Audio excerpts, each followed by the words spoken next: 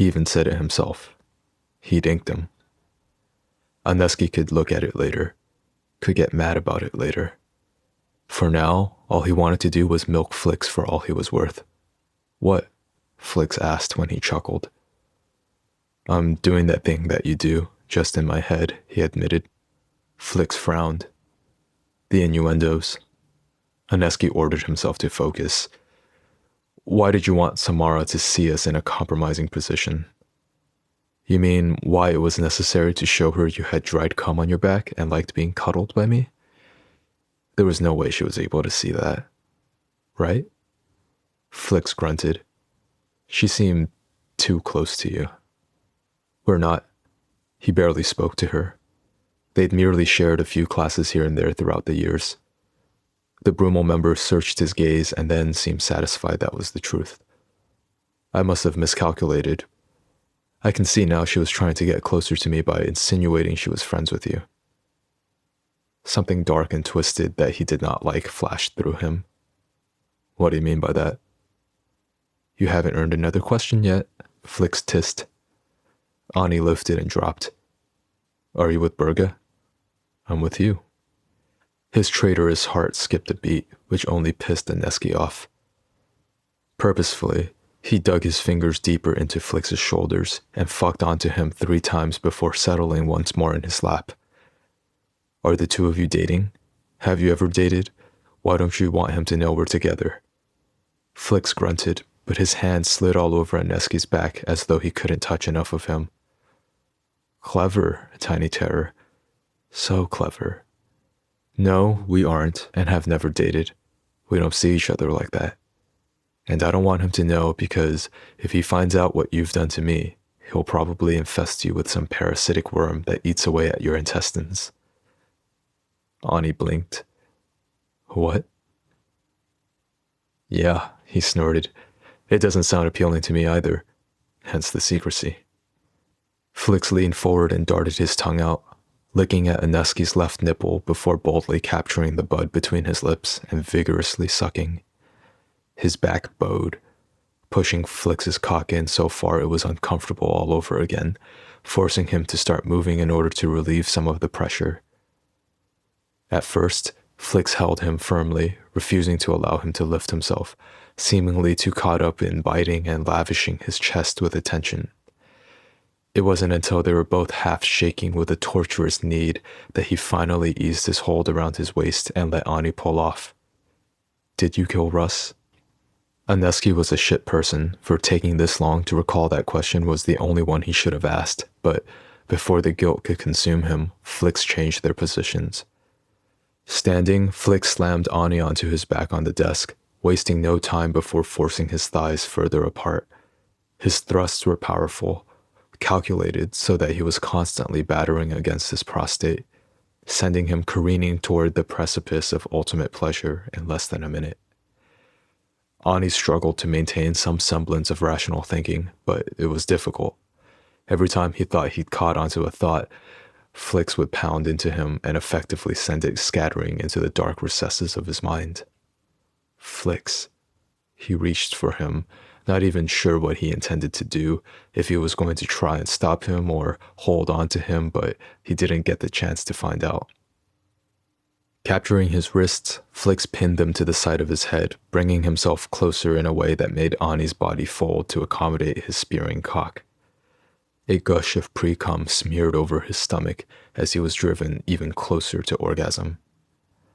The second the Brummel member kissed him, it was game over, his body firing off in pure waves of ecstasy that momentarily blindsided him. Flix followed shortly after, reaming his ass over and over again, even as he sprayed his insides with creamy heat, almost like he couldn't control himself, couldn't stop fucking Ani even though they'd already reached the finish line.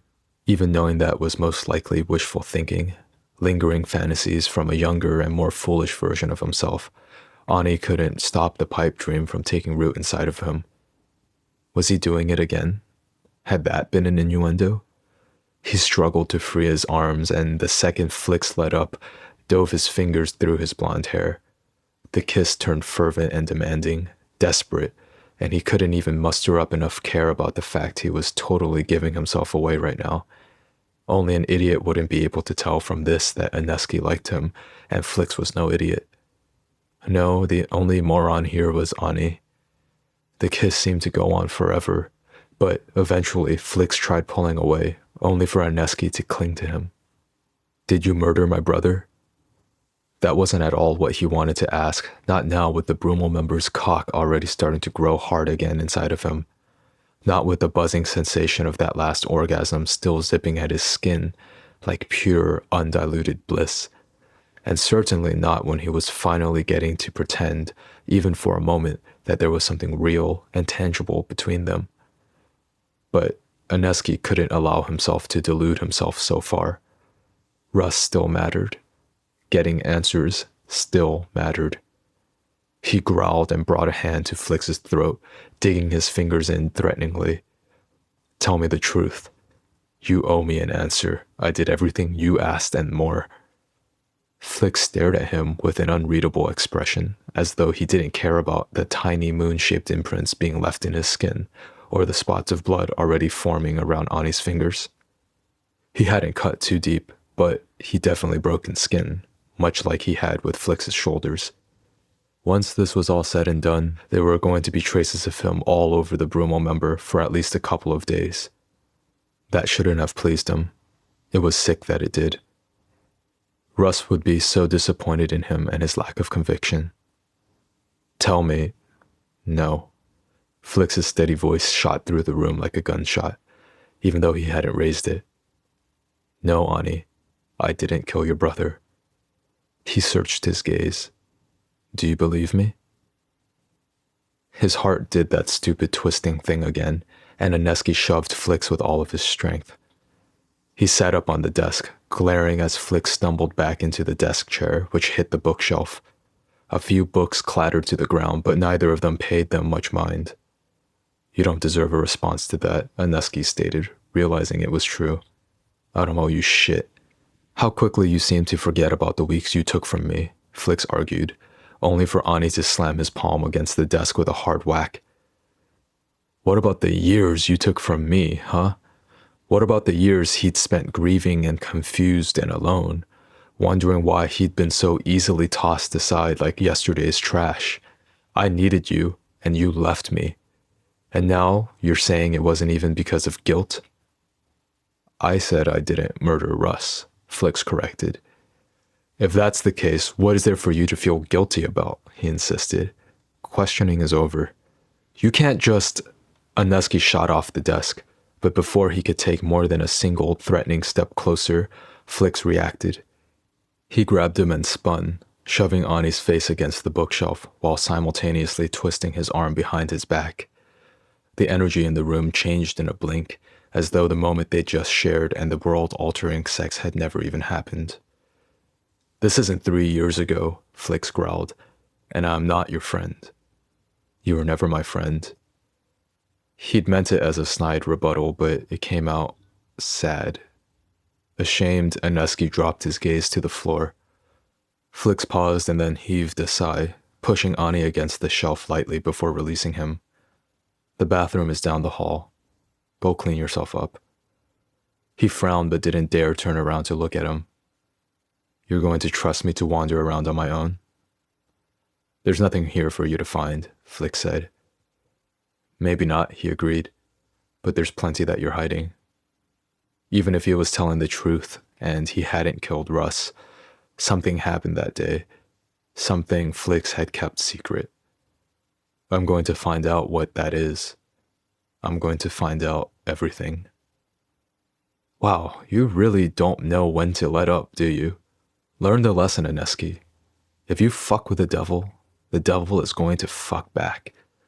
Although, he made a derisive sound that stabbed straight through Ani's pathetic heart.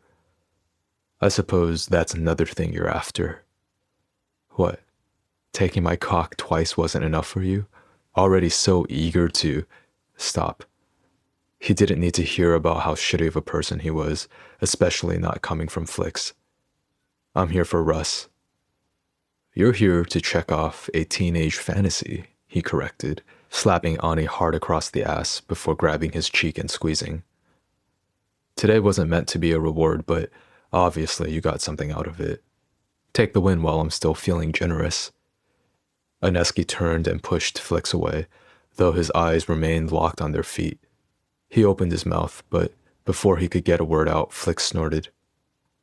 Go shower, Flix ordered a second time, before he shook his head and turned on his heels. He walked out of the room the same way he'd walked out of Ani's life all those years ago, without so much as a single glance back. Chapter 10. The next day, Aneski stormed into his house feeling defeated and dirty, and not just because he'd been forced to put on the same set of clothes he'd worn to Flix's. He was disgusted with himself for giving in so easily, for enjoying being used so damn much. As soon as he was inside, he tossed his jacket into the corner of the foyer and went straight for the minibar in the living room, ignoring Rex, who was sitting on the couch reading. Well, I see you're not dead, Rexton drawled, while Ani poured himself a drink all the way to the top of the rim of the glass and then downed it all in one go. Thanks for waiting until this morning to text me, by the way. Cut the sarcasm, Aneski snapped. I did the best I could. At least in that regard. Sort of. It hadn't occurred to him to contact Rex until it really hit that Flix had left him again. Then he'd wallowed before dragging his ass off the couch in the living room. He'd sent the message and headed straight home. Are you all right? Rex swept his gaze over him. It doesn't look like he hurt you. You sound as surprised as I am, he said, even though the fact of the matter was, Flix had hurt him. Only he'd been smart enough to hit him where it counted. That's why he'd hesitated when Ani had asked him if the sex was the punishment. It hadn't been. It'd been the leaving. Again. I just don't get it, Rexton said. Aneski sneered and poured himself another drink. Maybe he could tell I didn't want it badly enough. Rex frowned at him. Want what? Answers? He shrugged. I don't know. What's going on? Gannon, their other childhood friend, walked in from the kitchen, heading to the bar to take the bottle and glass from Aneski's hands. He motioned for him to take a seat and filled it the rest of the way himself before handing it over. Why do you look so put out? He spent the night with Flix Fulmini, Rex revealed, crossing his arms when that earned him a glare. What? Gannon's brow furrowed. Why the fuck did you do that? Why do you think? Ani ran a hand frustratedly through his hair and dropped back on the couch. He was exhausted from having stayed up all night, and his entire body still ached from all the rough sex. At least the impromptu ink Flix had given him was healed already. Had Flix applied sunscreen on it? That was the only explanation for why it was fine in less than 24 hours. Ani had checked it before the shower at Flix's as best he could, twisting and turning in the mirror to try and catch sight of the reflection. He'd only seen a bit of it, so later he'd snapped a photo with his multi-slate. It was pretty basic, just a single lightning bolt at the center of the back of his neck, and he didn't understand the meaning behind it, but he wasn't mad. It was kind of cool. Definitely beat a cigarette burn. Had Flix done the tattoo himself? Or had another person been in the house when Aneski was unconscious? Good light.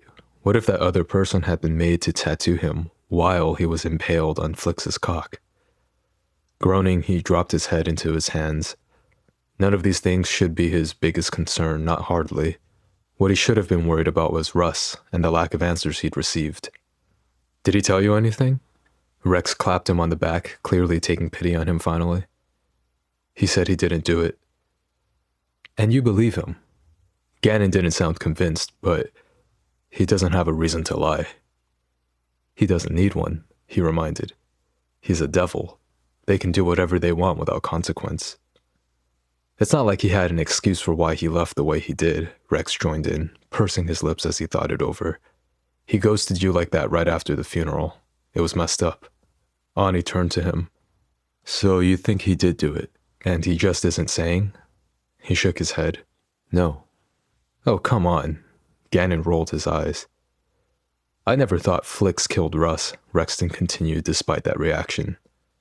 He held Ani's gaze steadily with his own. And neither did you. He blew out a breath. No, he really hadn't.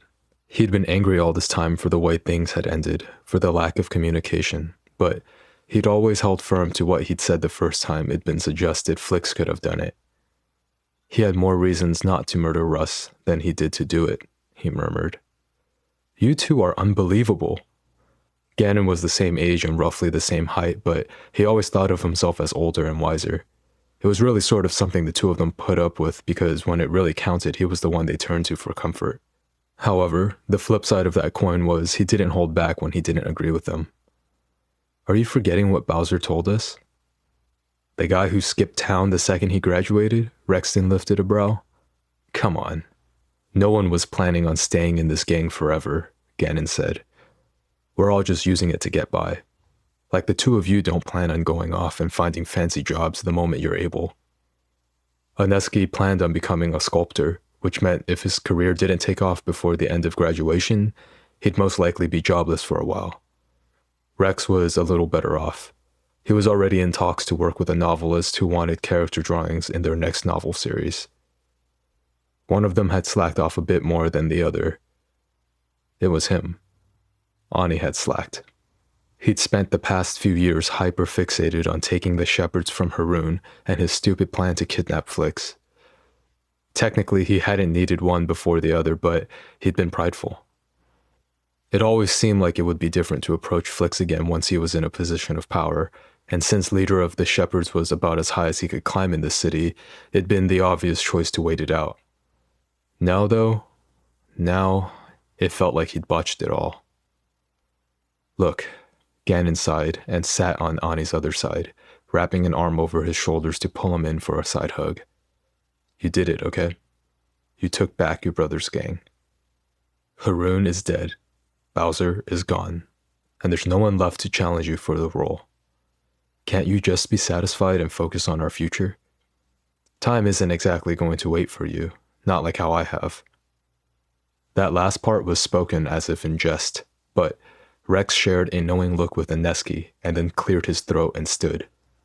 I've got to get ready for class. You should skip today and get some rest.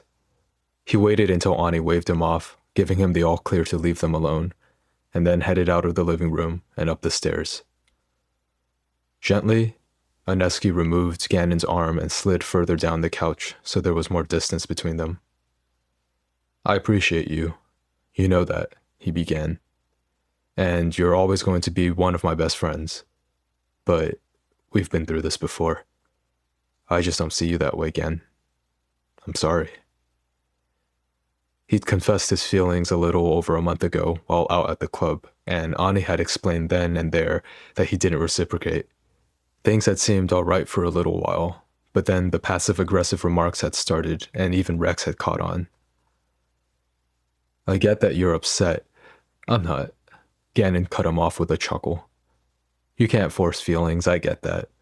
But is it so wrong if I wait? Maybe... It won't, Ani insisted. It won't happen. I won't ever develop romantic feelings for you. I really am sorry, but that's the truth. He wished he could, though.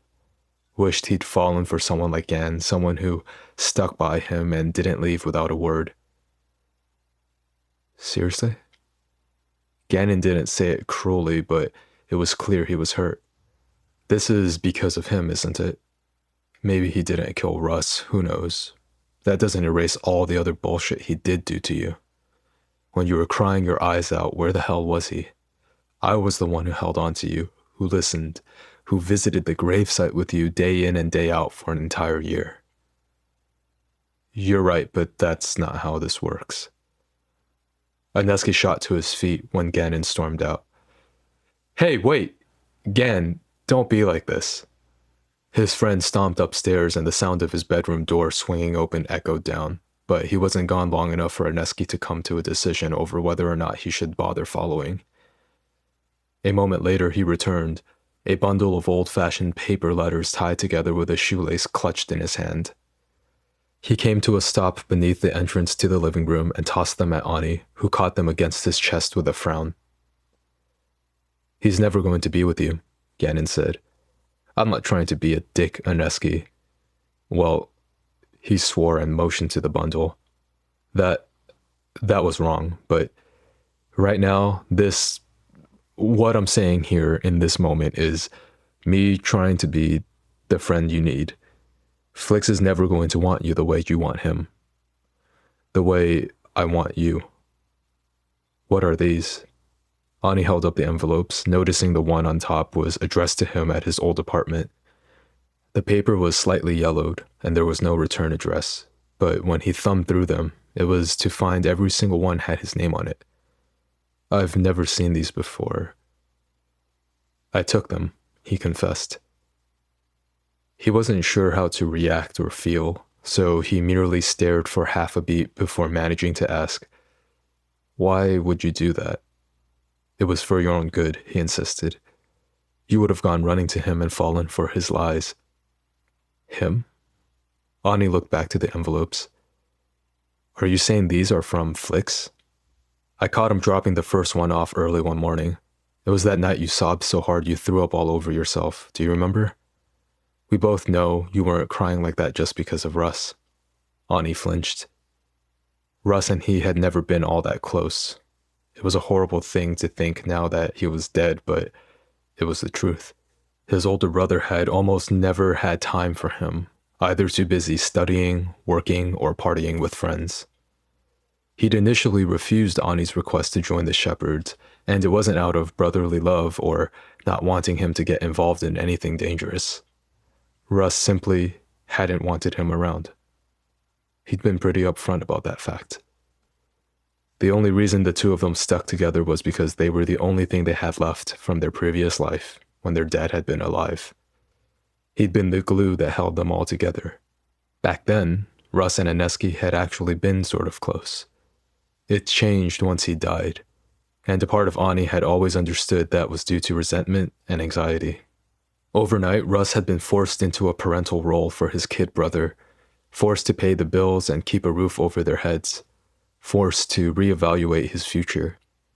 It made sense, and because of that, Ani had tried to keep his head down, tried to follow his brother's rules and give him space and not cause any trouble. He'd pretty much been a ghost right up until the day Flix Fulmini had followed Russ home. A spark had lit off inside of him the moment Flix had set his electric blue eyes his way. The second he spoke to him and acknowledged his existence. Aside from Rexton and Gannon, no one ever bothered with Ani, especially not his brother's friends. But Flix had been different. Flix had taken him out to breakfast and bought him new clothes when he noticed they all had holes in them. He tutored Ani in math when he'd come home with another C+ that had set Russ off. Aneski's life was a series of major changes, forming different versions of himself. With each change, it seemed as though the very universe altered right along with him. His mother's car accident. Meeting Flix. Russ's death. Flix icing him out. But these letters, if they really had been left by Flix, what did they mean? Had Ani been wrong about him all of this time? Had he tried to get in touch? If so, why hadn't he said anything yesterday? I thought Gannon broke the silence first. With enough time, you'd get over him, but that isn't going to happen either, is it? You're never going to be able to break free from the hold he has over you, no matter how many times he proves he isn't worthy of your love. Don't insult me, Aneski, Gan said. This is hard enough already without you doing that. Shouldn't I be the angry one here? He took the letters. You stole these and kept them from me for almost 3 years. Who does that? I just didn't want... What if he never intended to leave me at all? Aneski snapped. What if these... He shook them again, this time more vigorously. Prove that. What if all you've really done is kept the two of us apart all these years for your own selfish gains? Gannon snorted, but it was obvious the words had hit home, and he was feeling as shitty as Ani currently did. You're delusional if you truly think Flix would write you love letters and not follow through if he didn't get a response. Aneski dropped his arm to his side, the letters heavy in his hand. That was undeniably true. If these were a confession, Flix wouldn't have stayed away. He would have broken down the door of Ani's apartment demanding a response. "What if it's answers then?" he asked. "Didn't you say you trust that he didn't do it?" Gannon pointed out and regrettably nodded. "Well, I don't think he did either." "You said—" "I could be wrong," he said. "Maybe we're all deluded by the devil, but I remember seeing him and Russ together too. I was also there. They seem legitimately close. If you ask anyone who knows him, the first thing people say about Flix is he's loyal." So, none of this was adding up for Ani. If you don't think these are love letters and you don't think they're a confession, why hide them? "Because they still could be an explanation," Gannon replied. "And you were already a wreck. You didn't need him coming in here trying to mess with your mind. You needed to grieve and move on." Ineski laughed bitterly and motioned to where they were standing. "You call this moving on? This was revenge against Haroon, and we knew for a fact that bastard deserved it. Russ and you may not have been the best brothers, but he cared for you. He would have wanted you to have his legacy, not Haroon, some two-faced prick who couldn't even bother to show up for his funeral." Haroon hadn't. His brother's supposed best friend hadn't even given his condolences until 2 weeks later when he'd accidentally run into Ani at the grocery store. That'd been the moment it had all clicked together for him. The moment Ineski had taken a good look in the mirror and realized he was wasting his energy crying over Russ and Flix while doing nothing about it. He'd shown up at the clubhouse the next day and asked to join. Without Russ there to stop him, it'd been easy. "You had no right to make that call for me," Ani said, dropping back onto the couch. He placed the letters on the coffee table. "Get out." "Ineski," he held up a hand. "I can't even look at you right now. Just go before I do or say something I can't take back." He was furious and hurt right now, but Gannon had been his friend for over a decade, and Ani didn't want to throw that all away without all the facts. He'd read the letters first, and then, depending on what they said, he'd figure out how he and Gannon could move forward.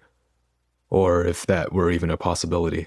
Seeming to realize that, Gannon headed for the front door without another word, the sound of his hoverbike roaring to life a moment later before it sped away. Ani had no clue how long he sat there, staring at the bundle of letters before he finally gathered enough courage to untie the shoelace. The paper of the first one felt rough against his fingers as he lifted it and reached for the sealed flap on the back. With one last deep inhale, he tore it open and pulled out the single sheet of paper within, and felt the universe alter around him yet again. Chapter 11. Flix spotted him across the diner as soon as they entered, patting Berga on the back before he left their group and headed over. It was pretty early in the morning, and he could tell from the bags beneath the younger guy's eyes that he must not have gotten much sleep. "What's up, Tiny Terror?" He dropped onto the other seat, the faded and cracked red leather squeaking beneath his weight. The corner booth was small, made for 4 people at most if they didn't mind cramping in together. There was a single half-finished pink milkshake on the table, and he slid it over and took a drag from the neon yellow straw. Bubbleberry. Gross. He pushed it away and cocked his head at Ineski, who had yet to greet him or say anything at all. "Pretty sure I asked you what was up." He waved a hand in front of his face. "You asleep or something? Sleepwalking?" Ineski sighed and slumped back against the booth. "Why did you follow me?" Flix frowned. "I didn't. I get breakfast here with the guys every Sunday. If anything, I should be the one accusing you. What do you say? Want to be my stalker? The position is open." He was joking, mostly. In the time since he'd first met Ineski, Flix had carefully kept his distance as best he could, only allowing himself to dip his toes into the older brother role. Russ was always at school studying, partying, or working on building the Shepherds, so he wasn't home as often as he used to be. As an only child himself, Flix didn't really understand the concept of being lonely on his own, but Berga had explained it to him once when he spotted Ineski alone at the library, looking forlorn and like he'd been crying. It'd been a textbook explanation, considering Berga felt less range of emotion than Flix did, but still, it done the trick. There was no real reason for it, but Flix didn't like the idea of Aneski being sad.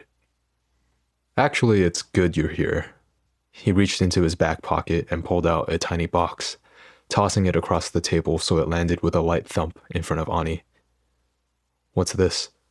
His brow furrowed down at the small cream-colored box with the jade ribbon, but he didn't make any motion to touch it.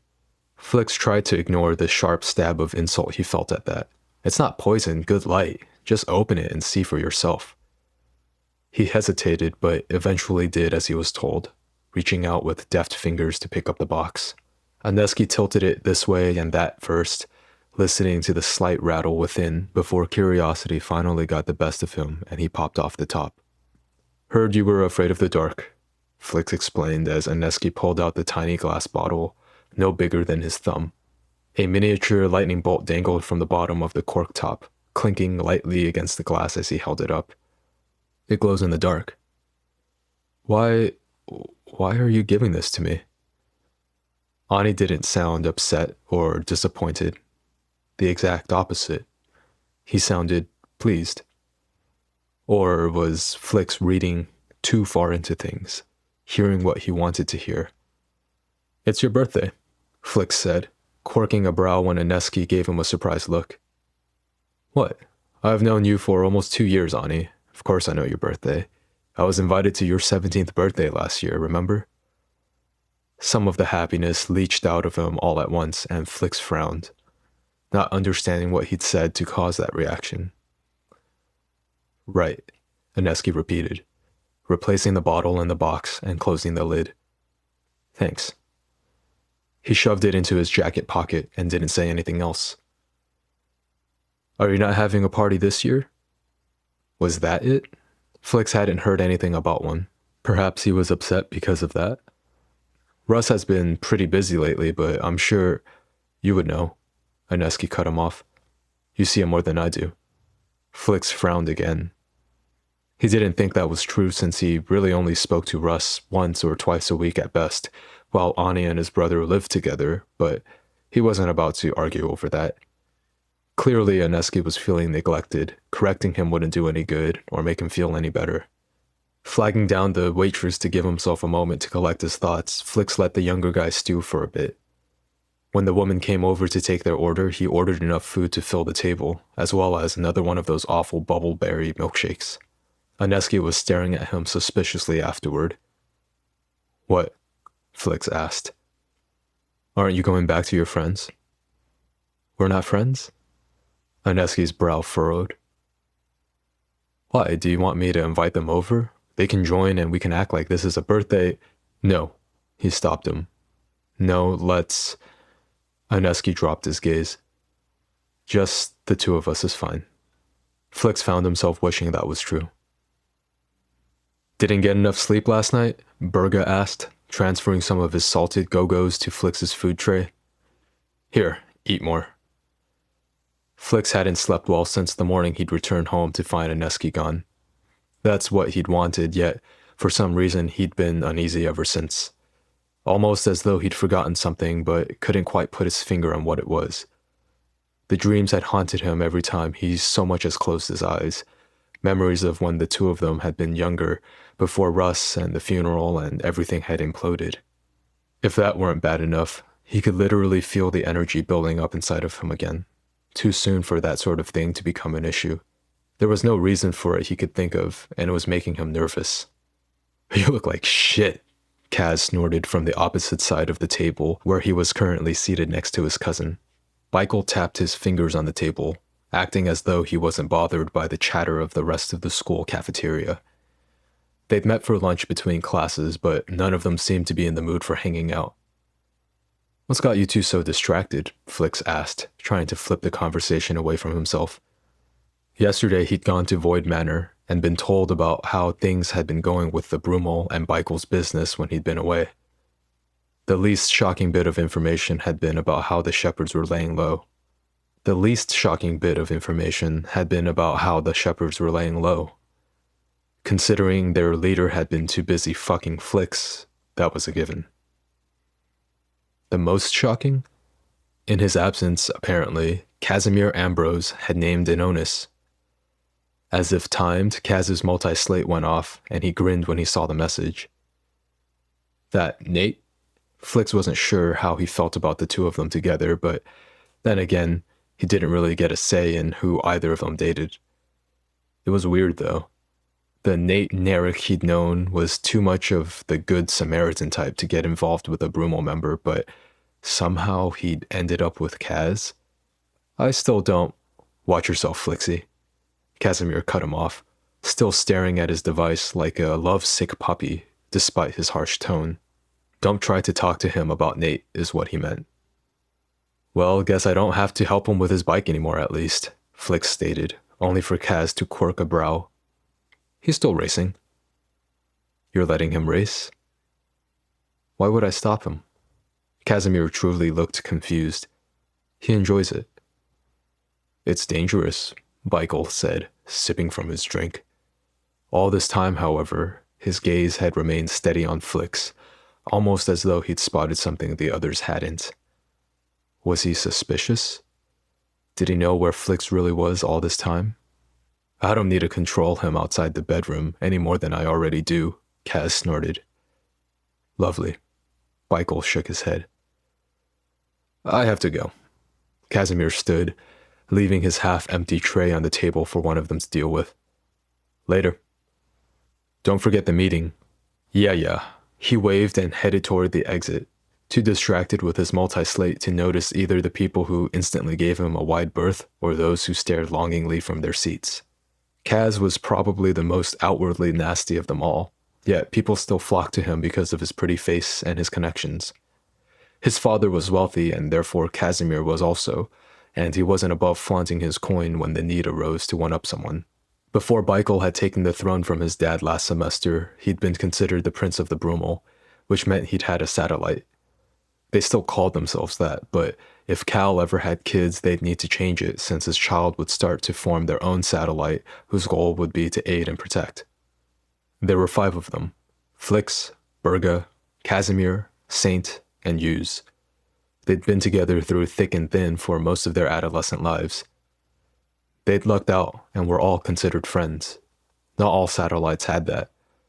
They knew each other better than most, especially considering they had to keep secrets from the rest of the world in order to protect the Brummel and themselves. You aren't going to try and stop him? Michael asked then, motioning with his chin over his shoulder in the direction Kaz had gone. Flix recognized it was a leading question, and maybe it was the lack of sleep or the odd way he'd been feeling, but he couldn't for the life of him see which direction it was going. Opting to play it safe, he merely shrugged a single shoulder and sipped from his juice carton. The sour liquid exploded on his tongue, helping to ground him a bit. It wasn't exactly the picture of a big, bad mafia member sipping from his juice box, but Flix drank the stuff whenever he needed an extra boost of focus. Typically, that was in the middle of a big job from Baikel or finals, or if he'd let himself get too close to overloading and needed to leech. Literally none of those things were going on at the moment. What the hell was wrong with them? You're usually not the type to sit back and let a friend put themselves in danger, Baikel continued. At least, not without putting in your 2 cents. I missed the whole main event, Flix said. Besides, who am I to tell Casimir and Nate not to be together? Right. He didn't sound convinced. Still, it's not like you not to at least want to check for yourself. How can you be so sure I haven't already? Flix's specialty was lurking through the shadows out of sight after all. He could have easily snuck around Nate's house and checked on the dynamics of Kaz and him. Have you? He blew out a breath. It wasn't worth lying about. No. Why aren't you on Berga's case, huh? He's closer to Nate than I am. Even as soon as he said it, he knew how dumb it sounded. Baikel's brow furrowed ever so slightly. Berga doesn't have a conscience.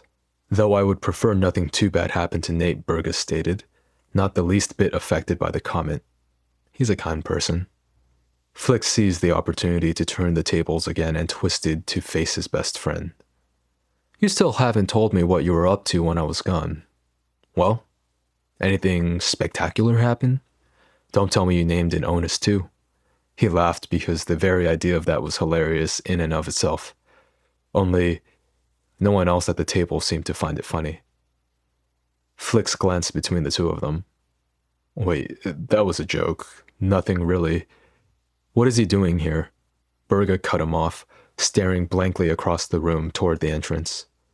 Flix lifted his gaze, freezing when Aneski strolled in, like he owned the damn place. Dressed in another Veil Uni uniform. Where the actual fuck was he getting these? Better question, who was he getting them from? Ani paused as soon as he walked in, but not for long. His gaze swept the room, finding Flix over in the far right corner a lot faster than he should have been able to, considering the place was packed. He maintained eye contact the entire walk over, his steps confident. Not at all like the angry and bitter mess Flix anticipated him being after the last time they saw one another. Flix forced himself to remain seated, figuring standing would only alert the others that something was wrong. He didn't want them to attack Ani, but he also didn't want to tip off that the two of them were close. Neither instance would be well received. His relationship with Russ had started before the Shepherds, and that was the only reason Michael and the others had looked the other way.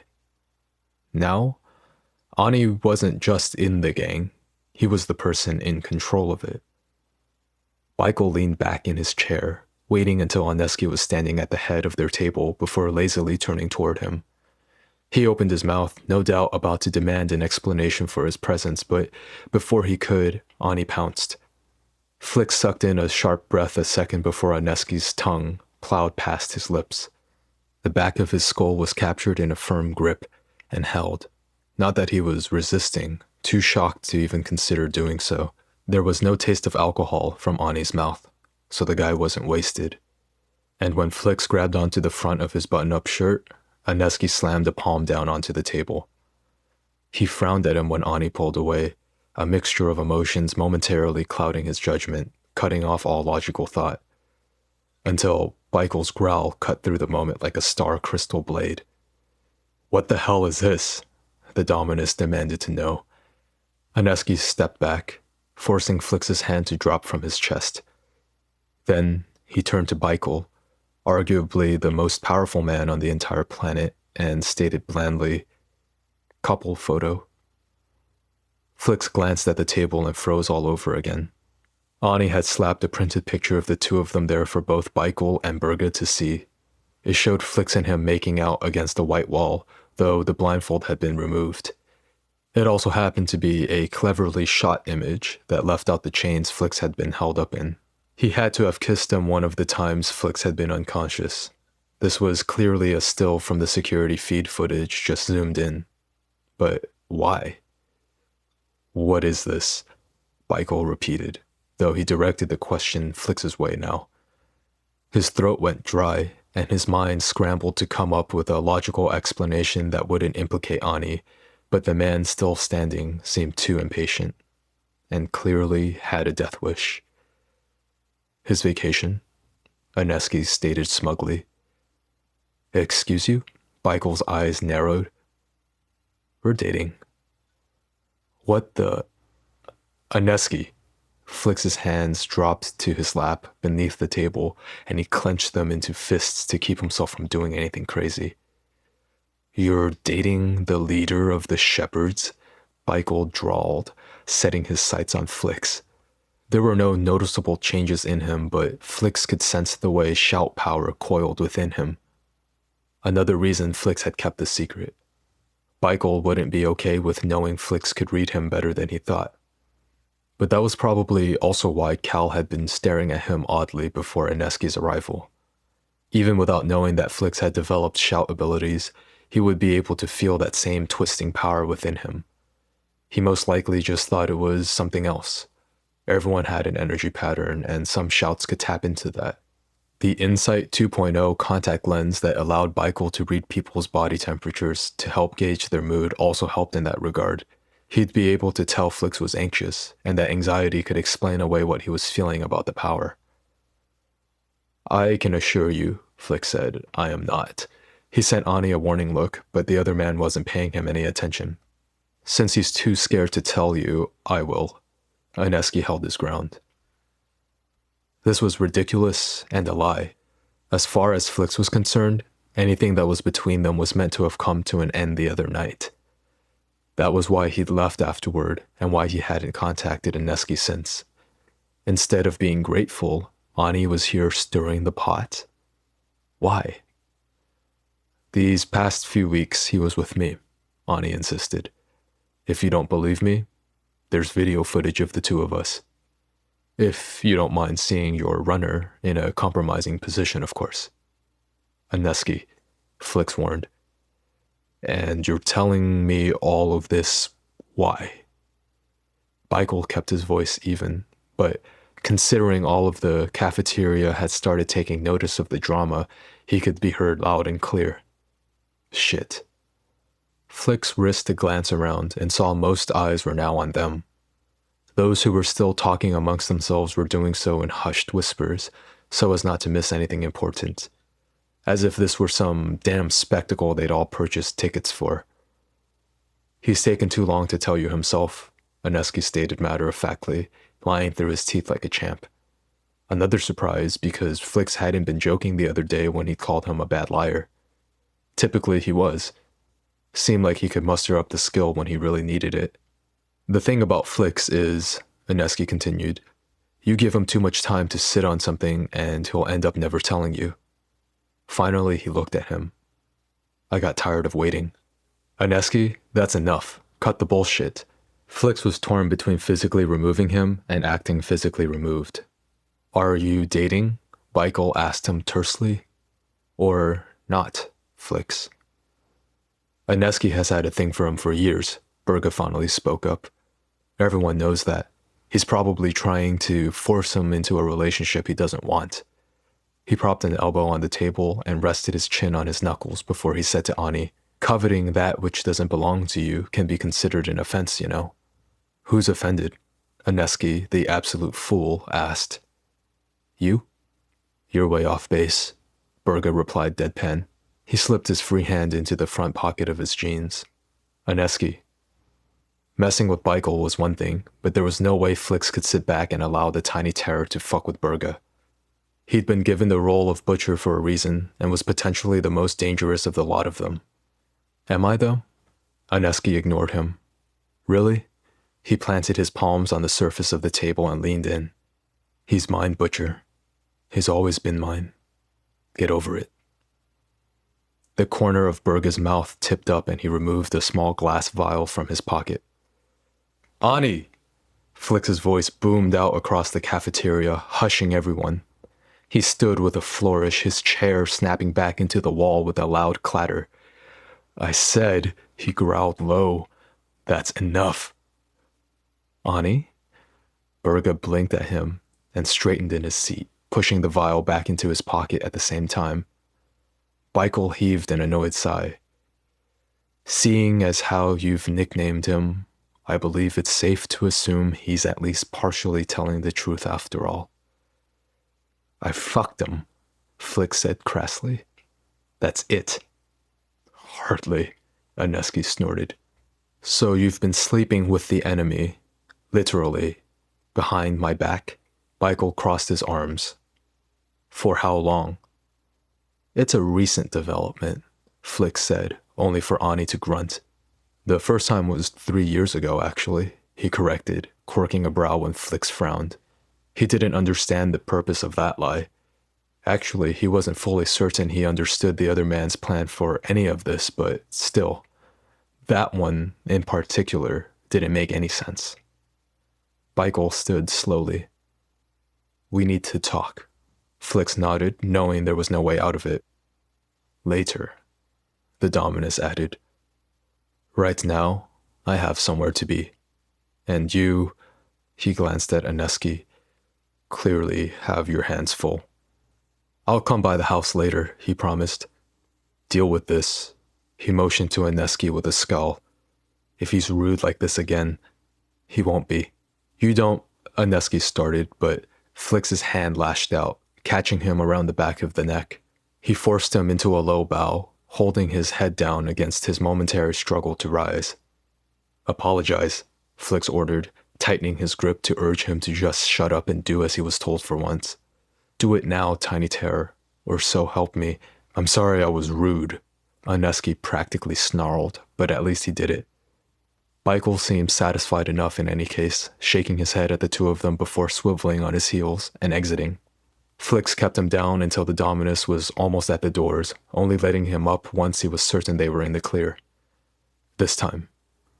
If this had been a few months ago, Michael would have taught Ani a lesson himself on principle alone. He was lucky. You're dating him? Berga asked, reminding him that his very dangerous and deadly friend was still with them. Yes, Aneski answered before he could. Come with me. Flix grabbed onto his wrist and dragged him across the room, gritting his teeth against all the shocked gasps and obvious attention on them as they passed.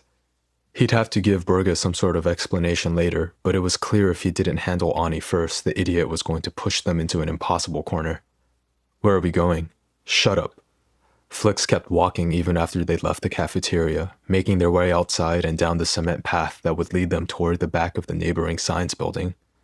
The second he was certain they were out of sight of anyone else, with only the dense forest at their backs, he tossed Aneski against the brick wall and pulled the knife from his back pocket. The second the blade was against Ani's neck, and Flix was certain he had him well and truly trapped, he gave in to the anger. Chapter 12.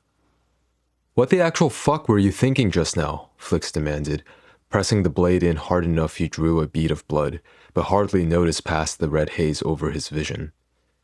Do you have any idea how dangerous that was? How close you came to having your face melted off or your liver filled with flesh-eating parasites?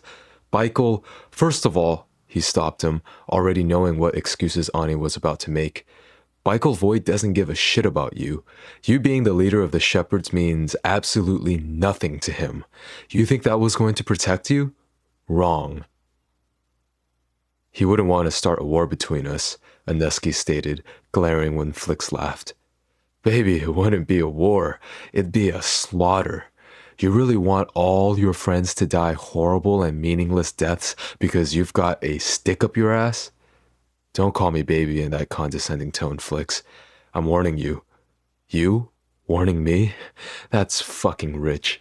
Berga came this close to destroying you, yet you still have the energy to mouth off to me? He shoved him again and pulled back, bringing the knife with him. Damn it, Ani, what the hell is wrong with you? You are, he yelled. You're what's wrong with me. He ran a hand through his red hair and asked, Why? Why what? Stop, he snapped. Stop playing dumb.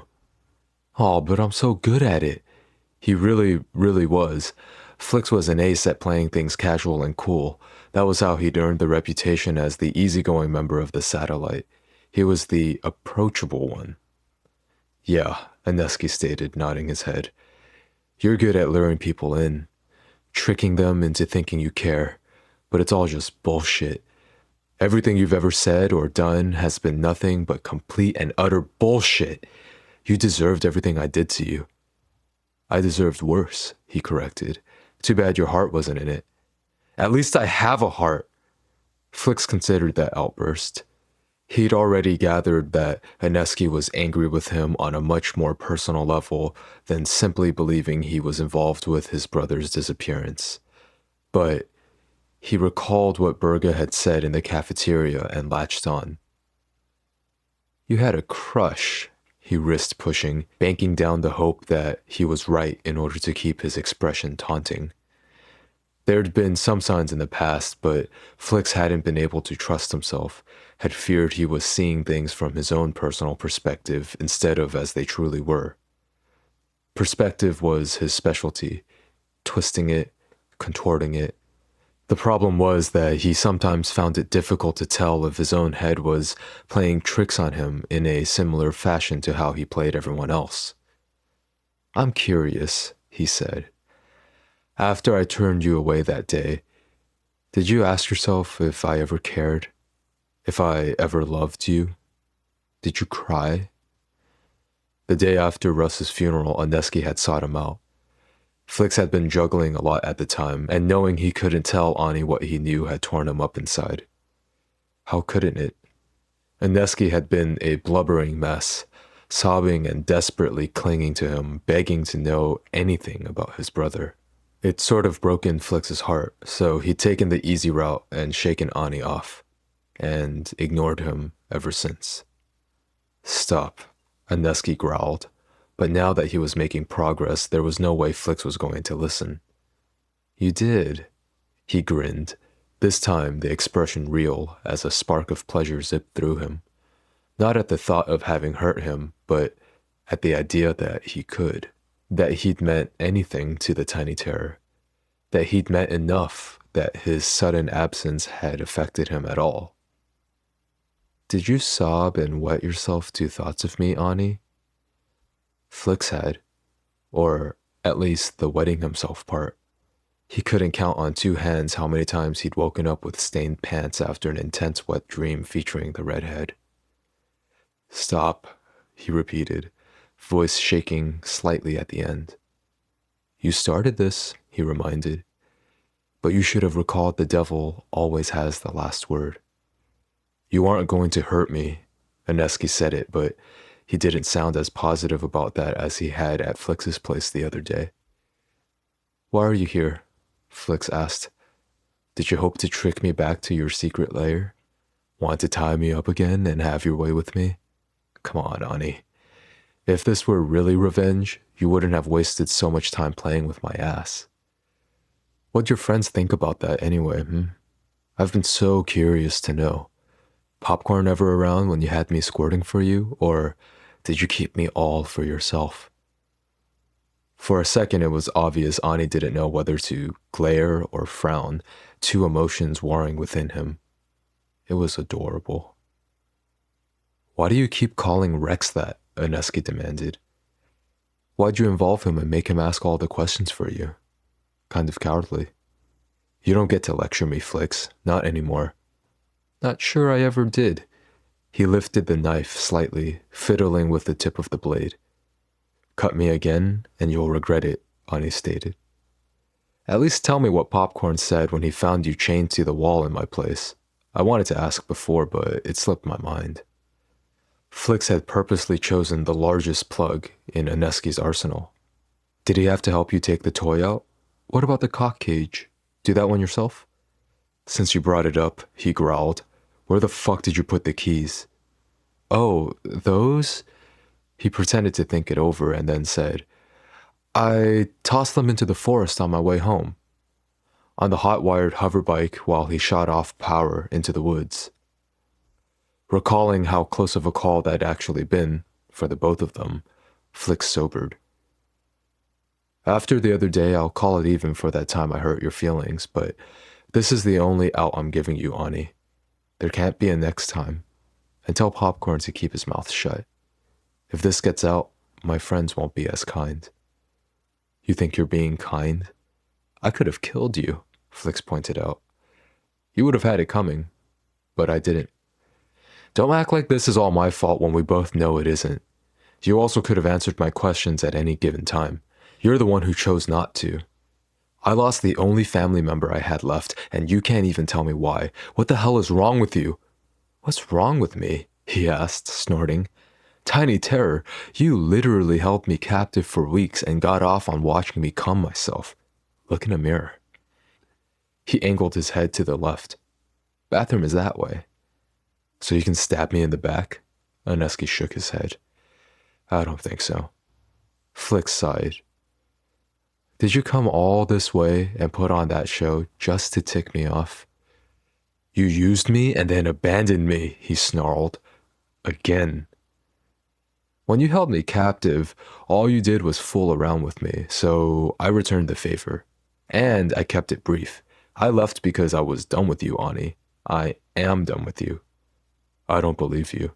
Ani, why won't you just tell me? He cut him off. Why won't you tell me what happened that day between you and Russ? There's nothing to tell. Someone saw the two of you together, arguing. When the fire broke out, you two were apparently the only ones left in the room. You got out safely, but my brother, there wasn't even a full body left I could identify him by. He thought about it the whole drive home, what he would do once Aneski came for him again. After 3 years, he really didn't think he owed Russ anything, and clearly this was eating Ani up inside. He'd tell him, and then they never discovered the cause of the fire, Aneski said, eyeing him closely. You told me you didn't kill him, and I don't know why, but I believe you. But did you do it? The fire? Was that you? Flix reassured himself that it was for good reason that he'd be the number one suspect. He was called Firebug amongst the people who knew him best for his specific proclivities. Though, truthfully, he wasn't a pyromaniac. That was just what he needed the world to believe. Before you outright deny it, the footage I was filming of us for Seaside was destroyed, and my cameras are fried, Aneski continued. We both said too much for that sex tape to be used at the Seaside, Flix replied.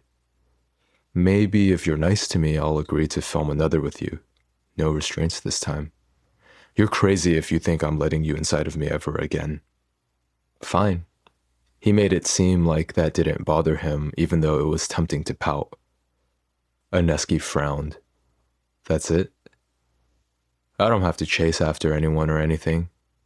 That's literally in your job description, he disagreed. You're the runner of the Brummel Mafia. Oh, right. He grinned. Touché. You missed one. One what? Camera. Flix tensed, the mocking smile bleeding away. If this were just about the sex, he wouldn't care, but... You mean the footage you filmed in that room of me writhing for you? That doesn't matter. Do whatever you want with it. No, he corrected. I mean, in the living room. You... He leaned in closer. Missed one. Flix reacted without thought, on Aneski again in less than a blink. He had him turned and shoved up against the side of the building, his face pressed uncomfortably against the brick. But he didn't raise the knife again, dropping it to the dirt so he could secure Ani more firmly between himself and the wall. His heart kicked wildly in his chest, but he was able to contain the ingrained fear enough to stop himself from making an irreversible mistake. What? Aneski, who clearly had a death wish, quirked a brow over his shoulder at him. Going to fry me like you did the cameras? Flix swore. This wasn't happening. He should have burned the place to the ground as initially planned. Only his damn soft spot for Ani had stopped him, and now they were here, and... Shit. When did you find out? He asked, darkly. An hour ago, Ani admitted. It was by chance I thought to check the footage. To be honest, I was actually just trying to get that photo to show Michael. I was initially coming here to talk to you about something else. I had no idea I'd make a discovery like this. You know what this means, Tiny Terror, don't you? He didn't bother trying to keep the note of sadness from his tone when he spoke. Yeah. He nodded his head as best he could, still in Flix's tight grip. That thing you said about not wanting to kill me was bullshit, just like everything else you've ever told me. You're a liar, Flix. He searched his gaze. And a monster. I'm a shout, he growled. Sure, he said, but everyone knows you're a dormant one, or at least everyone thought they knew. Wonder what your friends will say when they find out you've been lying to them too. He snorted. It's a fun threat. I see why I like using it so much. Maybe you're the one who has to worry about the butcher climbing through his window at night. Berger would never hurt me. He frowned. And what? Why the window? He has a key. Aneski's eyes narrowed. Seriously? Your threatening skills are at the same standard as your interrogation ones, Flix stated. Subpar. You're scared it'll get out, I know you are. Do I look afraid, Tiny Terror? Yes. That wasn't true. Flix had a hold on his features, and there was no way Ineski could see through him. Still, he was afraid. Afraid that word would make its way to Baikel or Casimir. Either of them would feel threatened by this news, even more so once they realized he'd been keeping it from them for so long. If Baikel heard that Flix had shout powers same as him, things could get messy, and not in the fun way either of them liked. Flix didn't want to fight with his friend. He never had. That was the major reason he'd agreed with his parents when they'd begged him not to tell anyone. Why he'd kept this secret for so many years, hiding it away along with his true personality. Shouts were volatile and hot-tempered, but only because the power coursing through their veins made them that way. Without them, there was no reason for Flix to have that sort of pent-up anger. He'd gone out of his way to fake things to make everyone see him as carefree and easygoing. This was no longer about protecting Ineski from Berga's wrath. Now Flix was the one at risk. "You're hot, Ani," he said quietly, "but I won't exchange my life for yours." "Neither of us have to die," Ineski insisted. "I just want answers. Tell me what I want to know, and I'll promise not to say anything to anyone." "You can have the tape that caught you using your powers." He was far too cavalier about all of this, but Flix didn't have the time to dwell on that just yet. "And popcorn?" he asked. He doesn't know anything. "I'm just meant to believe you?" "Why won't you just do it?" Ani stated, losing patience. "Come on. It can't really be that big of a deal. Why the hell won't you tell me? I have a right to know what happened." "What happened? I'm insinuating I now have to kill you for what you know, yet you're still hung up on what happened to Russ? That bastard didn't deserve this type of loyalty." "Why didn't you just move on, Ani? Huh? Why didn't you just forget about it and leave well enough alone?" "Because I couldn't," he said. "He's my brother." "He's a pathetic coward," he corrected with a sneer. "Tell me why you think that." If he'd been in his right mind, Flix would have noticed how calm Ineski was, but as it were, his thoughts kept folding in on themselves, one after the other, making it difficult to focus and not internally freak out. It wasn't just him on the line. His parents could easily be labeled traitors to the Brummel if it was discovered they were the reason Flix had kept his shout powers a secret in the first place. They weren't best friends or anything like that, but Flix and his family were closer than most. He cared about them. The way Russ should have cared about his own family. Fine. He wanted to know so badly. "You want to know what happened to your brother, Ani? He left you." "What?" "He left you. By choice. My brother would have never let you kill him. He laughed humorlessly. "He didn't let me kill him. He didn't even die. It was a fake. Your brother is fine." He waved a hand in the air. "Somewhere out there, living his life, without you." Ineski grew silent. "What?" Flix taunted. "Don't believe me? That's why I didn't want to tell you, because I knew you'd never take my word for it, not without proof. And the only way to prove it is by taking you to Berga, which isn't fucking possible after the stunt you pulled." Berga was the only person on the planet who could see right through Flix. He'd know something had happened without him having to say a single thing. And he was batshit crazy on a good day, so there was no telling how he'd choose to retaliate against Ani. If anyone was going to kill the tiny terror for the things he knew and the things he'd done, it was going to be Flix. "I'm sorry," he said. "For what?" Flix exhaled and rested his hands on his hips. "Things are about to become a lot more complicated." "That's not what I want an apology for," Ineski surprised him by saying. "You should have told me sooner. Then maybe I would have known what to look for, and I wouldn't have wasted so much time hating the wrong person for leaving me." "What do you mean?" That wasn't the response he'd been expecting, like, at all. Finally, it hit him how passive Ani was. He hadn't even tried pushing against Flix's hold, merely standing there, allowing him to pin him. Did you come here to die? Was that why he'd put on that whole production in front of the others? Ani snorted. Don't be ridiculous. I'm not ready to die. Fooled me. No, you're the one going around fooling people. What did you say to me the day after the funeral? Do you even remember?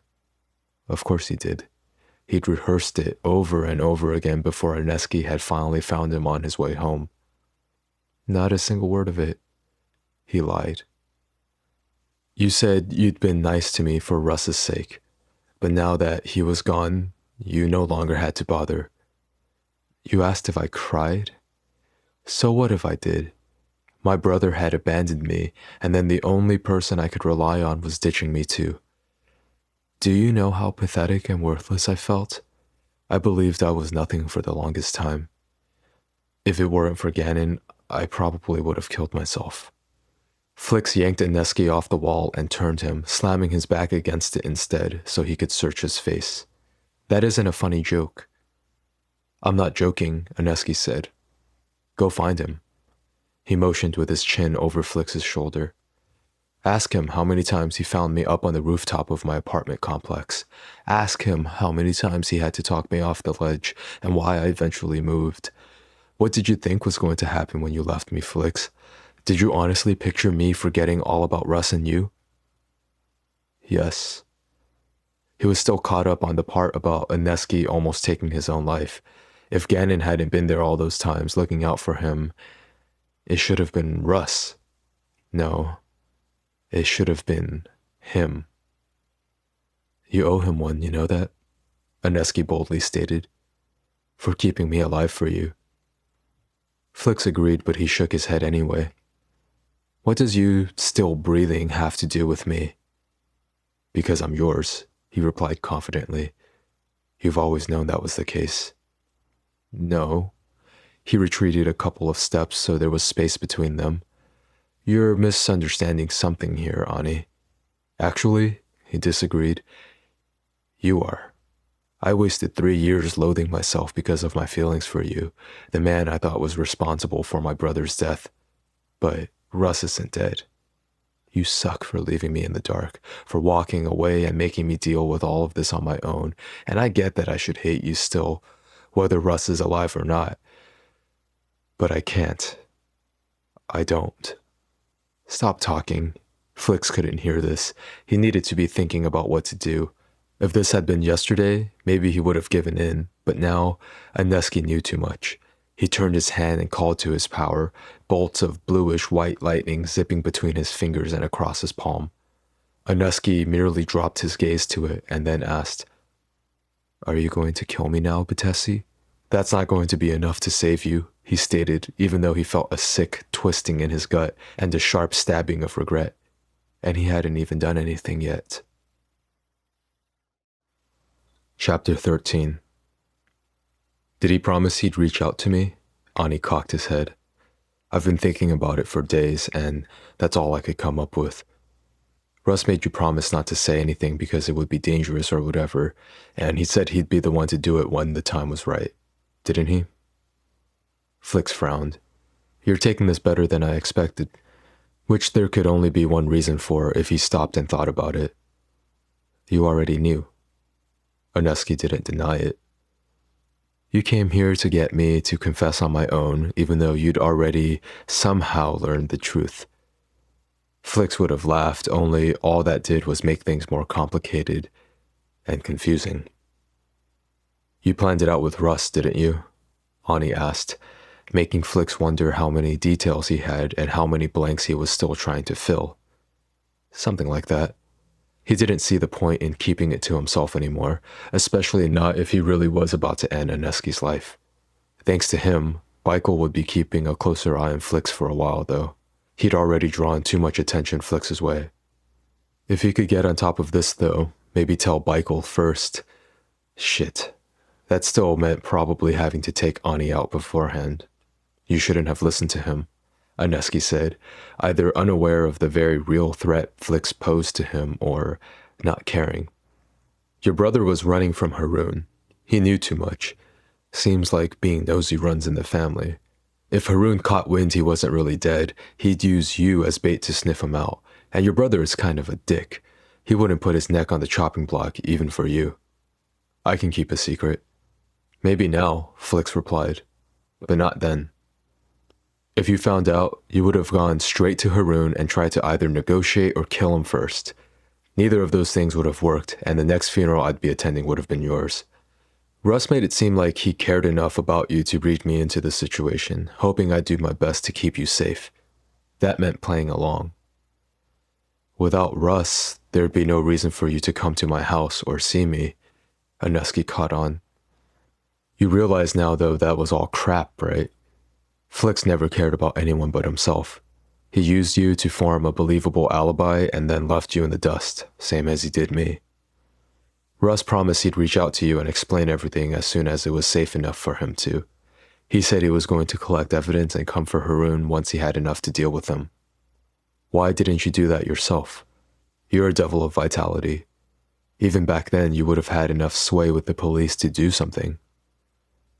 Russ refused to tell me what he had on him. Flix had tried to get him to more than once, but it'd been impossible. He's stubborn. You know that better than anyone. Looking back on it now, if he was given a second chance, Flix would have done everything in his power to drag the information out of him, even torture the guy. But they'd been friends, and Flix had been more naive at 19 than he was now. And then his powers had developed, and he'd needed to leave the city in a rush. He'd spent an entire summer overseas learning how to control his abilities enough to keep it hidden. By the time he'd come back, it didn't make sense to reach out to Aneski again and put him at risk. I planned on steering clear of you long enough for Russ to get his shit together and come back and explain. After that, I figured we could. I don't know what I hoped for. My point is, I pushed you away because I thought it was temporary. Then, after a year had passed and there was no word from him, it was too late for me to undo what I'd done. I'd already shunned you, Ani. Without Russ there, or without any physical proof to back up my claims, there was no way you would have believed me. That's why you didn't say anything? That's it? Look, Flix tried to get them back on track. Haroon is dead now. It should be safe for Russ. I'm sure you'll be hearing from him.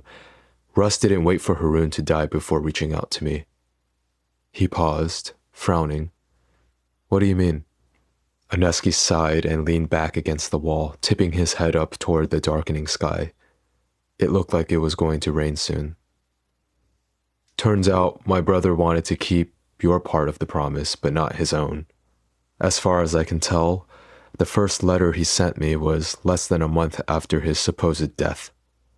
The only reason I can't be certain is there's always the chance Gannon misplaced one. Gannon? Flix was so confused. What does this have to do with your clingy friend? He's not clingy. He's madly in love with you, and you're just blind, but that's beside the point. And none of Flix's business. Why did Gannon have letters addressed to you? He said he was protecting me. Aneski gave him a scornful look when Flix's expression darkened at that. Don't be a hypocrite, Bitessi. That's the same excuse you're giving me now, is it not? You're both claiming you hurt me for my own good. Maybe you're actually a better match. What do you think? Should I give you his number? Or... He motioned to Flix's hand. Are you planning on running into him at my funeral instead? Going to stop my heart? Absolutely no part of you should be this calm, Flix stated, at a loss for words otherwise. Do you think I won't? I know you better than that, Ani said, giving him a small smile. You don't make idle threats. If you want to kill me, you will. Our past won't stop you from doing it. Then why? Because it's not like it'll be the first time you've broken my heart. Flix hated how he felt right now. Hated how torn he was.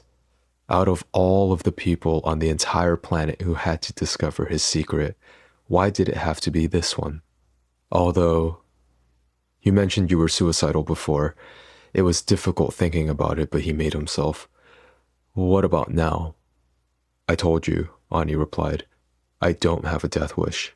I didn't come here to die. which meant he came here with a plan. Let's hear it then. Flix pointedly summoned more electricity so it popped and crackled threateningly. The reason why I should let you walk out if you're alive. Help me find my brother, he said. Don't you want to make him pay for his part in all of this too?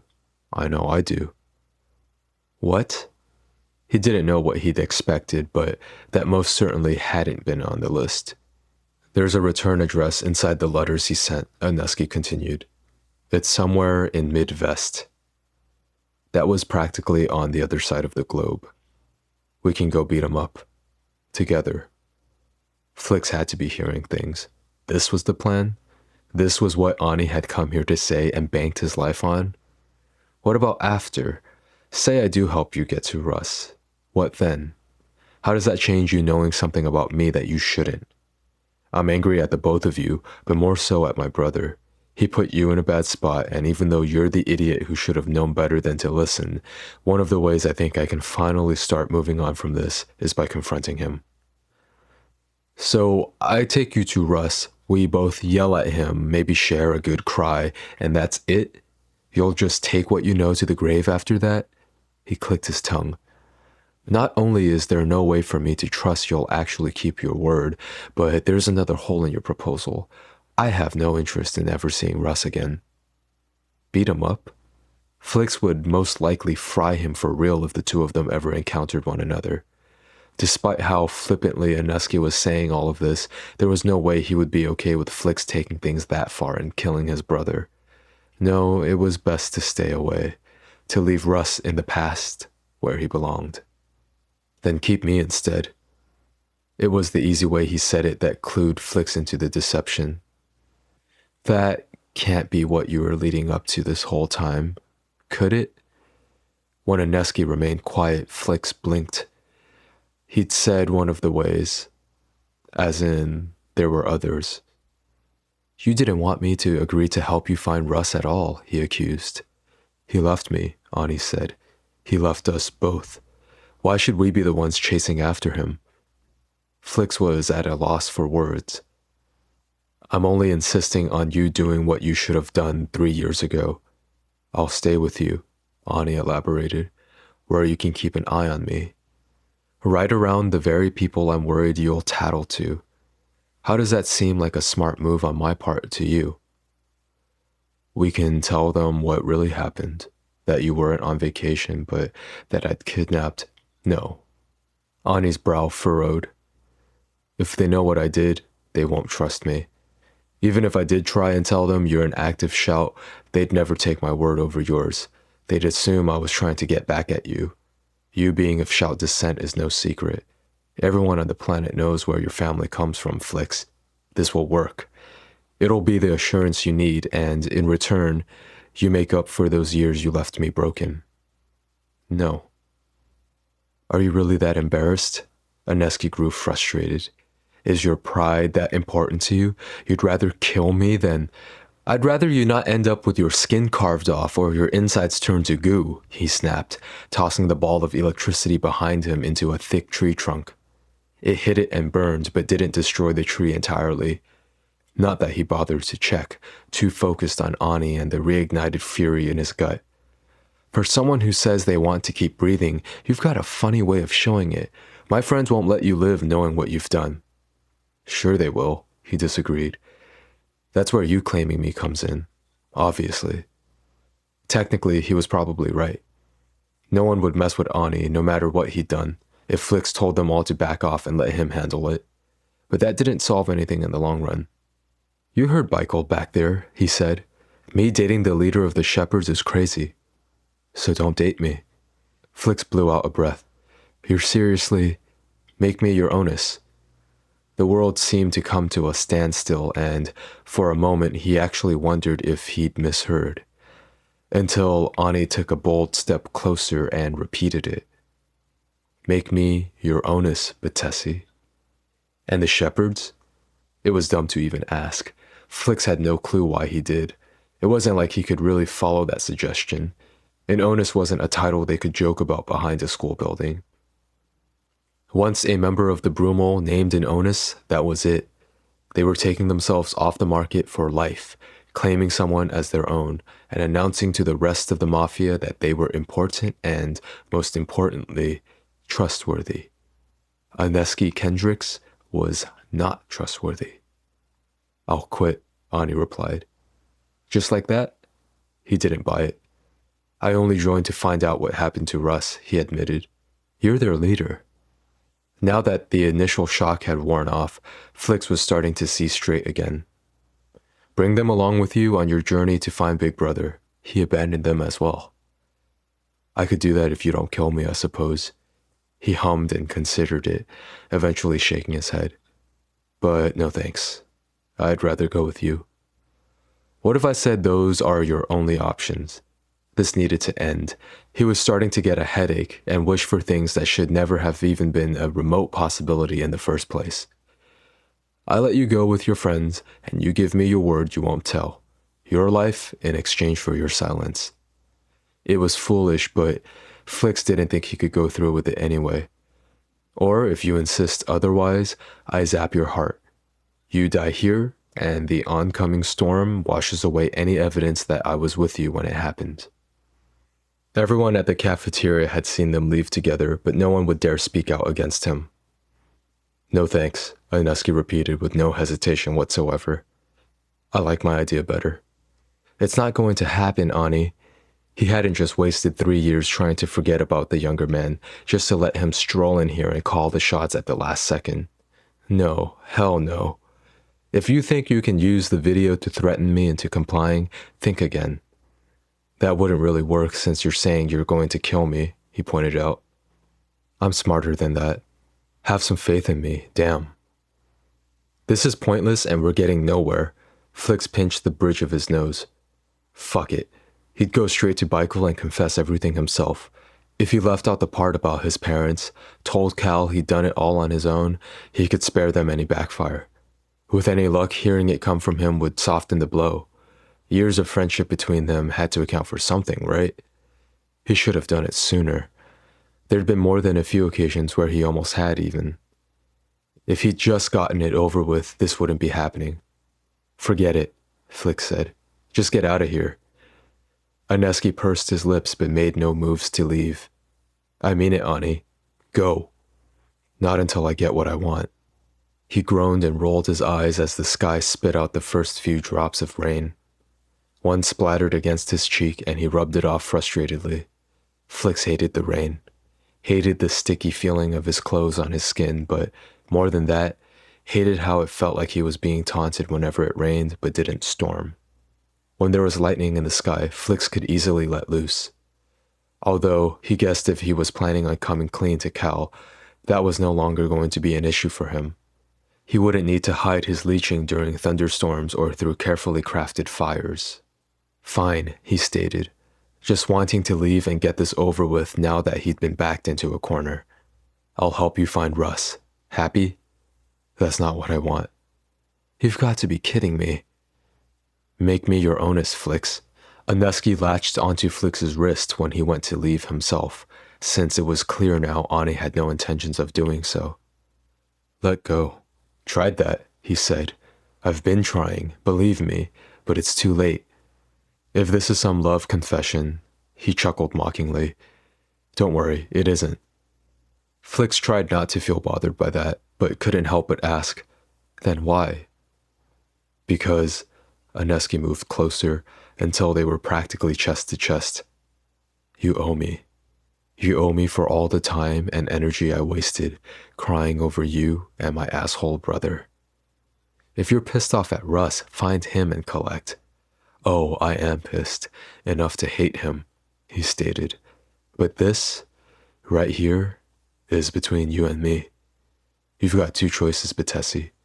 Kill me or claim me. Those are your only options." "Or what?" he scoffed. "You only have the video, Ani. There's nothing else you've got that you can use against me." Aneski nodded, but it was in a way that made Flix feel nervous, even as he backed off, slowly retreating toward the building once more. "I know what the broom will say about shepherds, that we're weak, we're cowards, that we'll never have half the skills that you guys have. Where was he going with this? Flix couldn't figure it out. Take you, for example. You can read people better than most. That's why you're the one Michael sends sneaking around spying for him. You figured out who I was right away, didn't you? Back at the hideout? Is that what you call it? Flix didn't move to stop him when Ani lowered and picked up the knife he'd dropped earlier, though his confusion did grow. Yeah, I figured it out pretty early on. Because you're perceptive. Oneski straightened, knife in hand. The funny thing about perception is if you believe in your own too strongly, it becomes very easy to fall into the lie. It was eerily similar to the thought Flix had had in the past, and he was so caught up in the similarities of it, he didn't realize what was actually happening until it was too late. I told you I didn't come here to die, and I didn't, Ani added. But that doesn't mean I'm not willing. You think I don't have anything to hold over you?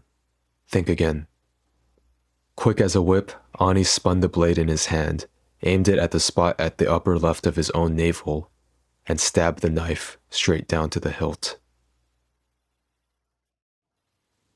Chapter 14. He really didn't have a death wish, he swore, and admittedly, this was a serious gamble, one that might cost him everything, but Oneski had come prepared to give it his all, even if his all ended up including his life. No more unanswered questions, no more uncertainty. Ani wanted the truth, and he was going to get it. Taking a knife, too, was sort of extreme, but Flix wasn't budging, and they'd reached an obvious stalemate, so it'd been the only option left to him. It was a gamble, but then couldn't that be said about everything? No pain, no gain, right? Oneski had read each of those letters left by Russ over a dozen times these past couple of days, and each time he got angrier and angrier. Not because Russ had manipulated and deserted him, but because his actions had resulted in Ani losing the one thing that had actually mattered to him at all.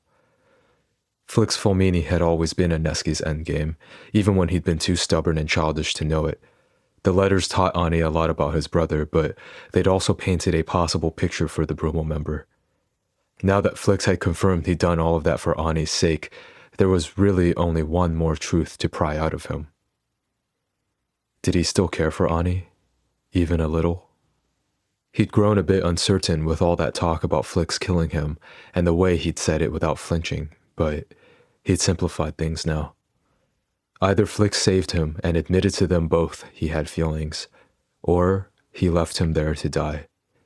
Which would suck, but at least he'd have his closure. 3 torturous years were enough to push him to a point where that seemed worth it.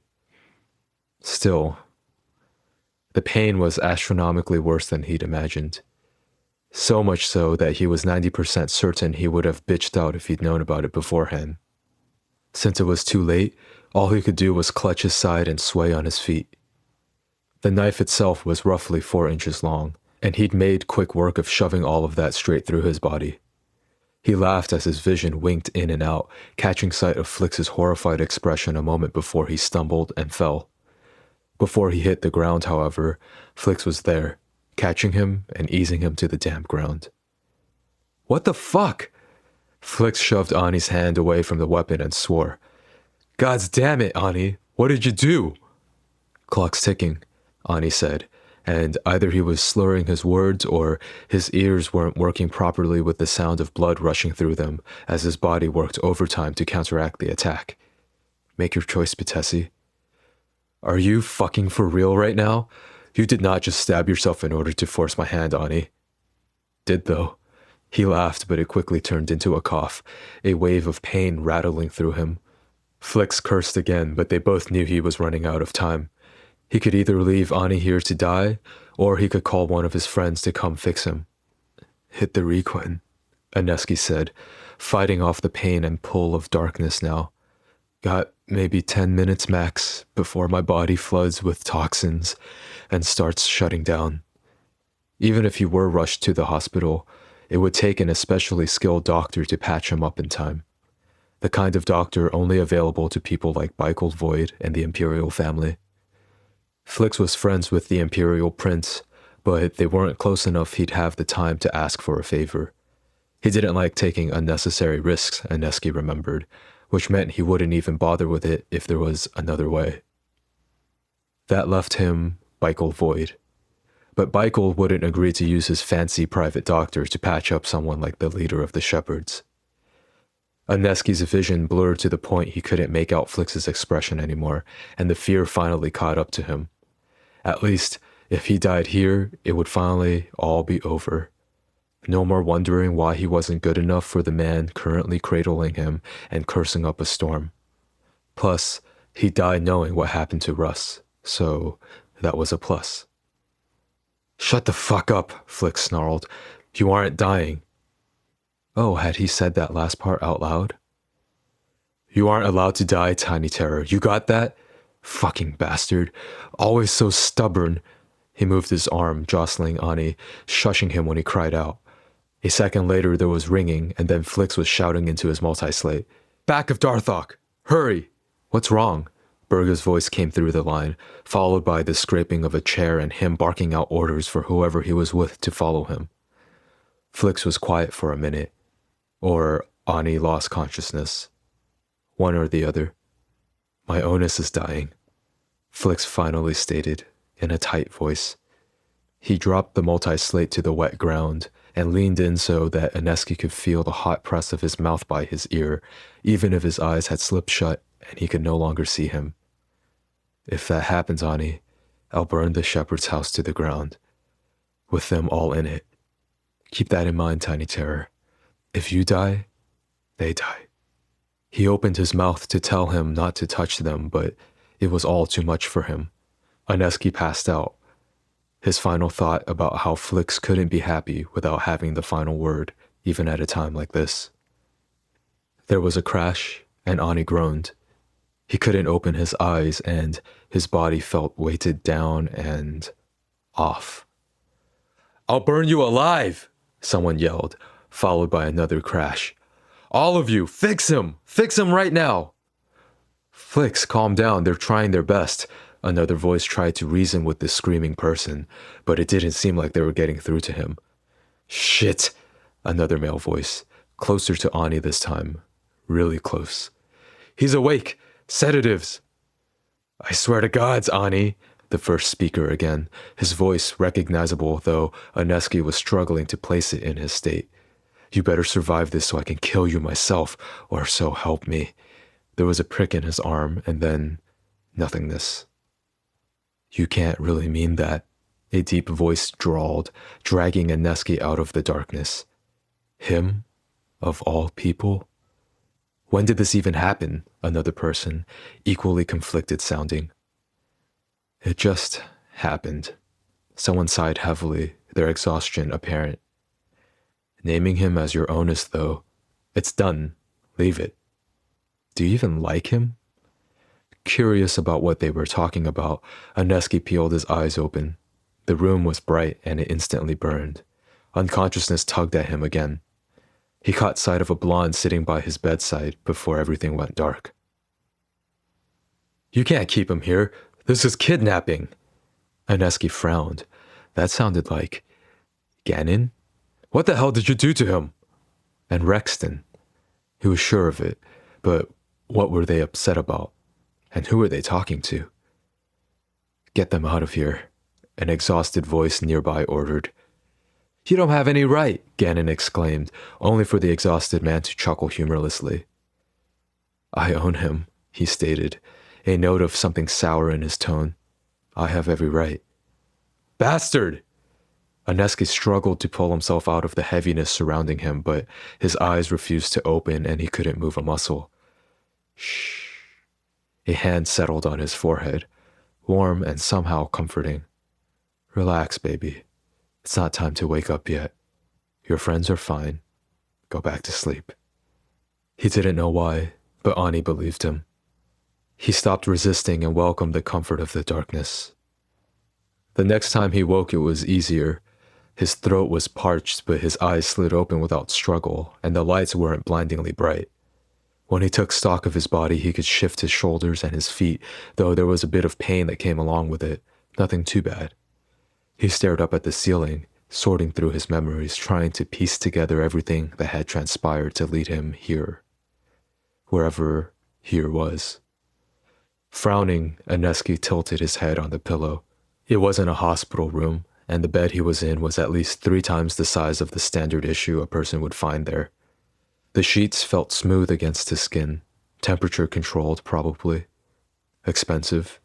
There was a large window with the blinds open, and outside, a streetlight caused the current downpour of rain to glitter. He turned his head in the other direction, freezing when his eyes landed on a figure beside him. The man was lying on his side, facing him. He was asleep on top of the blankets, as though he'd crawled on and laid down as an afterthought, and hadn't intended to fall asleep in the first place.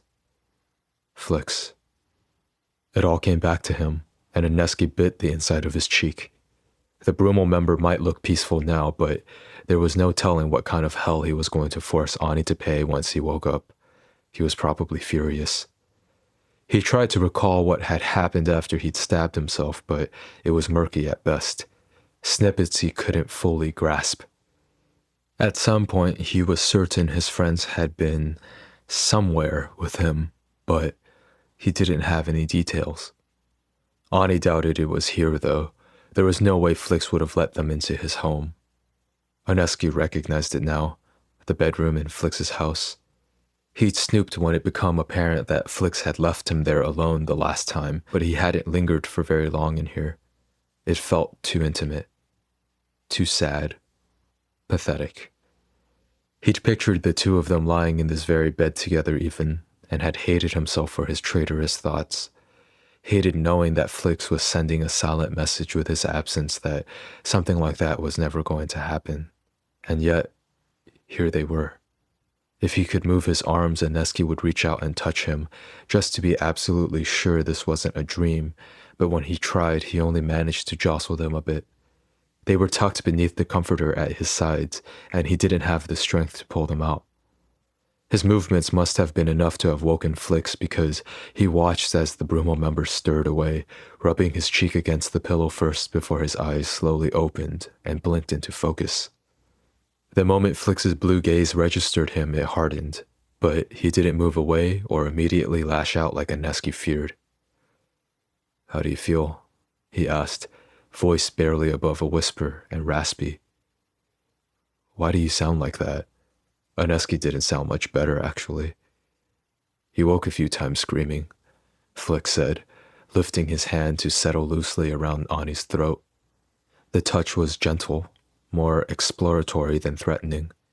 He even tenderly stroked the backs of his fingers against the curve of his jaw. "Is this a dream?" Ani couldn't fathom it being a reality. Flix smiled and closed his eyes, seemingly getting ready to fall back asleep. "No, you got what you wanted, Tiny Terror." "What I wanted?" He hummed and then looked at him again intensely. "I hope you're prepared to deal with the consequences." Aneski didn't know what to say, wasn't fully with it yet, so instead he just uttered, "Flix?" He hushed him and settled in, moving his hand to rest it on Aneski's chest. "Sleep, Ani. Doctor's orders. You need at least another 7 hours before we can have a talk." A talk? That didn't sound good. He felt a rush of anxiety, and then a monitor he hadn't noticed started beeping incessantly next to the bed. "Relax, baby." Flix slid closer, lifting one of his legs over Ani's and tucking his chin against his shoulder. "You've got me, all right? You did it. You won. Now, go back to sleep so you can wake up and gloat." "Flix? Please don't lie to me right now." A lone tear slipped past his defenses, and Aneski wasn't able to do anything about it. "If you're planning on making me wake up alone, it hurts, and I can't." "It hurts?" Flix sat up and looked him over quickly. "Why didn't you say anything sooner?" He climbed off the bed, clicking his tongue chidingly when Aneski made a sound of protest, coming around to his side to fiddle with something on the end table. A moment later, he lifted a needle to the IV bag dangling from a clip in the wall. "Wait." Flix paused. "You weren't supposed to wake up this soon. You weren't ready. This'll take the pain away." Aneski stared at him pleadingly, not sure how to put into words what he was currently feeling, or maybe just too afraid to come off as desperate and pathetic again. Of course, Flix could read between the lines, though. He always could. Hey. He bent over him and cupped the side of his face with that same tenderness from before, the corner of his mouth lifting in a reassuring smile. You don't have to be afraid of me disappearing, okay? Your plan worked. I had to claim you as my onus. There's nowhere for me to go even if I wanted to run from you, Ani. Yeah? Yeah. He searched his gaze. Why aren't you screaming at me then? Because you're sick, and thanks to that stunt you pulled, we now have all the time in the world for me to punish you. Which I will be doing, most likely to that sweet ass of yours. Aneski sucked in a breath, and Flix's gaze dropped down to the spot between his legs. Oh no, he shook his head teasingly and straightened. None of that now. That's our sign it's time for lights out for you. Flix, enough, Ani. We'll talk more when you're better. He slipped the needle in without any more hesitation. Aneski opened his mouth to complain, but whatever drug he'd given him was fast-acting. With a growl of annoyance, he found himself doing exactly what the Brummel member wanted and falling back to sleep. Flix chuckled and then planted a kiss on his forehead. Dream of me, Tiny Terror. Another wave of anxiety pulsed through him because Flix was being far too kind, and that made Ani nervous. But the drug was a good one. He drifted off regardless of his fears. Chapter 15. Do you have any idea what a guy like that would do to someone like you? Russ preached, shaking his head as he stared at the TV across the room from his seat on the couch. He didn't move over or offer Aneski a space, just sat there, drinking his beer, intermittently laughing at the sitcom he was watching. Ani had only just walked in the door when his brother called him over and started in on him. On the one hand, he couldn't even blame him because... But you're fine with him? He shouldn't talk back, knew better than to poke his brother when he was in this state, but he couldn't seem to help himself. Russ grunted. Of course. He won't hurt me. I'm older than he is. Age has nothing to do with this. You're only saying that because you're the youngest. You don't get it. Do you really think Flix would give you the time of day if not for me? What? I bet you fantasize about what it would be like if I was out of the picture, don't you? Wish you could make your move? You want me gone, little brother? No. He shook his head, not liking where this was going. How much exactly had Russ had to drink before he'd arrived? His gaze swept the surface of the coffee table, which was littered with beer bottles, some empty, some unopened. There were only 6 empties. That shouldn't be enough to get Russ wasted. Now you're a liar too, Russ said, snidely. The age gap was smaller between Aneski and Flix than it was Russ and him, with Russ being 3 years older than his brother and 2 years older than the Brummel member of Topic. But he'd meant what he'd said. Age didn't really come into play in Aneski's mind. Not here. It wasn't like they were decades apart or anything, and this year, once he started his first semester at Guest, they'd all be university students. Trust me, Russ sighed. Getting involved with the Brummel is naive, and despite his physical appearance, Flix is no angel. If you'd heard about half the things he'd done, you'd lock yourself in your room and refuse to come out whenever he was over. Not swoon and stare at him longingly like a lovesick puppy the way that you do. I do not. He did. He knew he did, and apparently so did his brother. Was Flix aware? Had he caught on? Was he just not saying anything to be nice and not embarrass Ani? Something must have flashed across his face because Russ glanced at him and then rolled his eyes. Pathetic. What do your friends think, huh? Did you tell them you're lusting over your brothers? A knock on the door interrupted, and without waiting for one of them to answer, Flix opened it and strolled in. He spotted them in the small living area and came right over, tossing an arm around Aneski's shoulders to tug him in close as he casually nodded his head at Russ. What's up? Nothing much. Russ stood and set the beer down. Let's get out of here. Flix quirked a brow. I literally just arrived. He pulled Ani in even closer so that his warm lips were practically brushing against the rise of his cheek. Tiny Terror, please explain to your brother that it's rude not to at least offer a refreshment to your guests. Oneski opened his mouth to reply, but Russ didn't give him the chance. His brother scoffed and came over, latching onto Flix's arm to forcefully pull him away from Ani and shove him toward the door. Shut it, you menace. Flix laughed and sent Oneski a wink. Catch you later, Ani. Russ paused in the doorway and turned to rest a serious look on him. Don't wait up. When Oneski's face fell at that loaded statement, his brother chuckled and left. He was groggy when he woke next, reaching up to rub at his eyes, only realizing he was able to move his arms and legs a second later. His energy was back as well, and he felt rested, like the stabbing had never even happened. Even though he'd done it to himself, there was relief when he felt no pain in his side, and he sighed and turned to check the spot on the bed next to him. The empty spot. Oneski sprung up into a sitting position too quickly, his head momentarily spinning despite his earlier assumptions he was all better.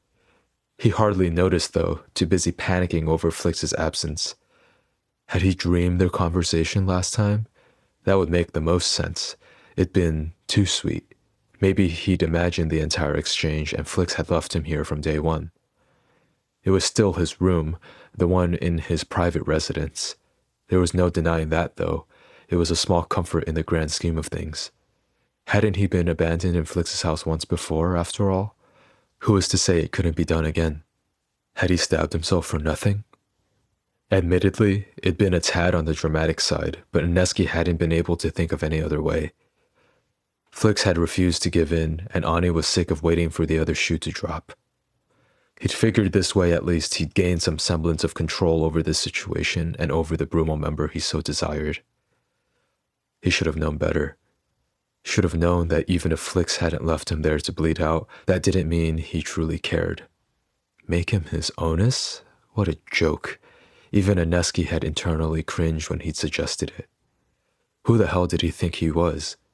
Russ, who Flix had dated for at least a year, hadn't stood a chance at achieving that position. What had made Ani believe even for a second that he did? His brother had been a strong leader and a business major with lucrative job prospects ahead of him. Oneski was an artist, and a soon-to-be poor one at that, considering he'd slacked off these past few months and had yet to look for any work to take on after graduation. He couldn't just sit here and wallow or wait. He needed to get up and do something. He had to search the place on the off chance that he was wrong, and Flix was merely somewhere else in the house at that moment. That could happen, right? Right? Just because everyone had consistently abandoned him in the past, that didn't mean he was fated to always be left behind. Damn it. He really thought he was onto something this time. Truly believed he'd gotten the right idea, and stabbing himself was the way to achieve all of his goals in one single move. The rattling of chains when he tossed the comforter off himself caught his attention, and he glanced down, gasping. His hand went up to his throat, feeling the thick strap of leather locked around it. A chain extended from the front center of the collar, with enough lead to pull in his lap a bit and hang off the bed. He followed it all the way to the end, which was bolted into the wall, at least 5 feet off the ground. Stunned, Oneski tugged at it, even knowing there was no way it was just a prank or for show. The collar around his neck didn't have a place where he could undo it either, his fingers feeling around blindly until he realized there was a tiny scan pad right where the loop of the chain connected. It needed a thumbprint to unlock, and not his. He was shirtless, but wearing loose white sweatpants that hung low on his hips, and when he risked checking beneath the band, he was a little surprised to find he hadn't been given any underwear to go along with it. The lack of a shirt allowed him to see the spot where he'd slid in the knife, and he turned slightly on the bed to get a better look, fingers brushing against the angry red scar there. Since the wound was already closed and mostly healed over, he'd guessed he'd been given top-notch medical assistance. Crazy what high-quality medicine and advances could do. The sound of footsteps came suddenly, and his head snapped up toward the door just as it opened. The second Flix stepped in and paused beneath the doorframe. Oneski's breath caught in his throat. He hadn't been abandoned. That was great. But he was also currently chained to the wall, which was most likely not so great. You're up. Flix broke the silence first, busy drying his hair off with a towel. He changed out of his clothes from before and was dressed in a similar set of pants, though he also had on a tank top. He entered the room, leaving the door open, and tossed the towel into the corner where a circular hamper was set. How do you feel? Confused, Oneski admitted before he could help it. He grabbed the chain and tugged lightly. What is this? That?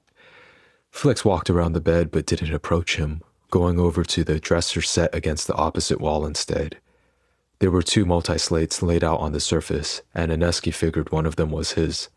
Flix picked up a small glass bottle and spritzed a few puffs into the air around him before setting it back down. Oneski's nose twitched at the first hint of something smoky yet floral. Had he always worn cologne? That's a collar, Flix finally answered, turning to lean back against the dresser. And I'm wearing it because... He snickered. You don't actually think you can be trusted to wander around on your own now, do you? After the stunt you just pulled? You're lucky Berga talked me out of the restraints, although he tilted his head. I'm still considering it, honestly. What? Ani wasn't sure where to start. Berga was here? Who do you think helped me install the bolt? He said. Besides, I needed a witness. Witness? To make you my onus? If I claim you, I need a witness. Michael met us at the hospital with his private doctor. I should thank him. He doesn't come around here very often, Flix stated. No one does, really. I'm not usually big on entertaining at my place, so... His gaze swept over him. You're going to have to provide most of that yourself. Dread was starting to coil in his gut, but Oneski struggled to maintain his composure. There was something almost menacing about the way Flix was staring at him, the look nothing like anything he'd set on Ani before. You can't keep me here chained to the wall forever. His voice was just above a whisper. Want to bet? Flix countered. I bet I can keep you locked on my bed for the rest of your life, just like this. He pushed off the dresser and came over on steady feet. Should I knock you out for bathroom breaks like you did with me? I'm already being more generous considering you left me standing. Is that what this is about? He wet his lips. I thought you said we were even for that. That's why you fucked me and left. That was the punishment. It was, he agreed. You should have been a good boy and been satisfied. I gave you a taste, and what did you do? He grabbed onto the chain right where it met the collar and yanked Oneski onto his knees on the bed. You came crawling back like a bitch in heat. Well, now you've gotten what you wanted. You're my bitch, baby, and I'm possessive as fuck. I also happen to be a mafia member, meaning there are all sorts of weapons stashed around this place. Sharp weapons. You can't be left to your own devices, and I can't exactly baby-proof the entire house, so I came up with a solution. Ani grabbed Flix's wrists with both hands and tried to dislodge his grip on the chain, but he held firm. He gave up shortly after with a heave of frustration, trying not to notice the prickling sensation at the corner of his eyes. What about school? I have midterms. Those tools you use seem pointy, Flix replied. Better not. Flix. He couldn't be serious. What's wrong? He lowered his face to his. You seem upset, Tiny Terror. Isn't this what you wanted? No. He shook his head. You know it isn't. Do I? Flix hummed and straightened. Is this because of your powers? Oneski scrambled to come up with something, anything to say that could convince Flix to put an end to this threat. I won't tell, I promise. I never planned on telling in the first place. Seeing as how only Baikel and Berga know about you, Flix drawled, and I'd never leave you unsupervised with either, I'm fairly confident that's true. I'll let you speak to your friends one last time, though. Over the multi-slate, not in person. You can tell them about how you're quitting school and moving away. Flix, please don't do this. It's the best option when you think about it. You wouldn't want them showing up here trying to pull off some lame rescue attempt, would you? Flix, there's enough room in the backyard to bury their bodies after I'm forced to slit their throats, of course, but then you would be sad, wouldn't you? Flick snapped his fingers. Wait, didn't you mention perspective before? I guess you could always look at it in a positive light instead. With them buried 6 feet under, they'd never get to leave you, isn't that true? Oneski couldn't stop the horrified expression from taking over. He slumped down onto his haunches and Flix allowed it, letting the chain slip through his grasp. Do you know what it takes to become a member of Baikel's satellite? Flix asked. What it takes to become a member of the Brummel? We're not like the shepherds. We don't accept anyone off the streets who wants to brag to their friends and wear our logo across their chests to feel like badasses. The public gave us the nickname Devils of Vitality because they said we were pretty nightmares. I suppose just calling us that would have sounded odd. He had no clue where Flix was going with this, but he could tell it wasn't anywhere good. We met when you were 16, right? He reached for the glass half filled with water and took a sip. No, not glass, Ani realized when he took a closer look. Plastic. Could he not even be trusted with a glass anymore? By the time I turned 16, Flix continued, I'd already murdered 3 people. 2 of them were for the Brummel.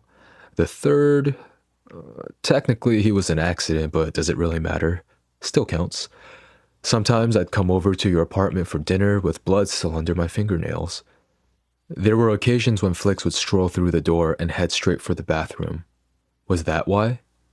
Oneski hadn't really thought much of it at the time, but now... I'm the kind of person who can keep this.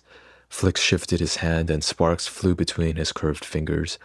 From my boss, who also happens to be one of my closest friends. That's who I am, Ani. He stared at the bursts of electric blue and white. A pretty nightmare. Flix, he shook his head slightly. You don't have to do this.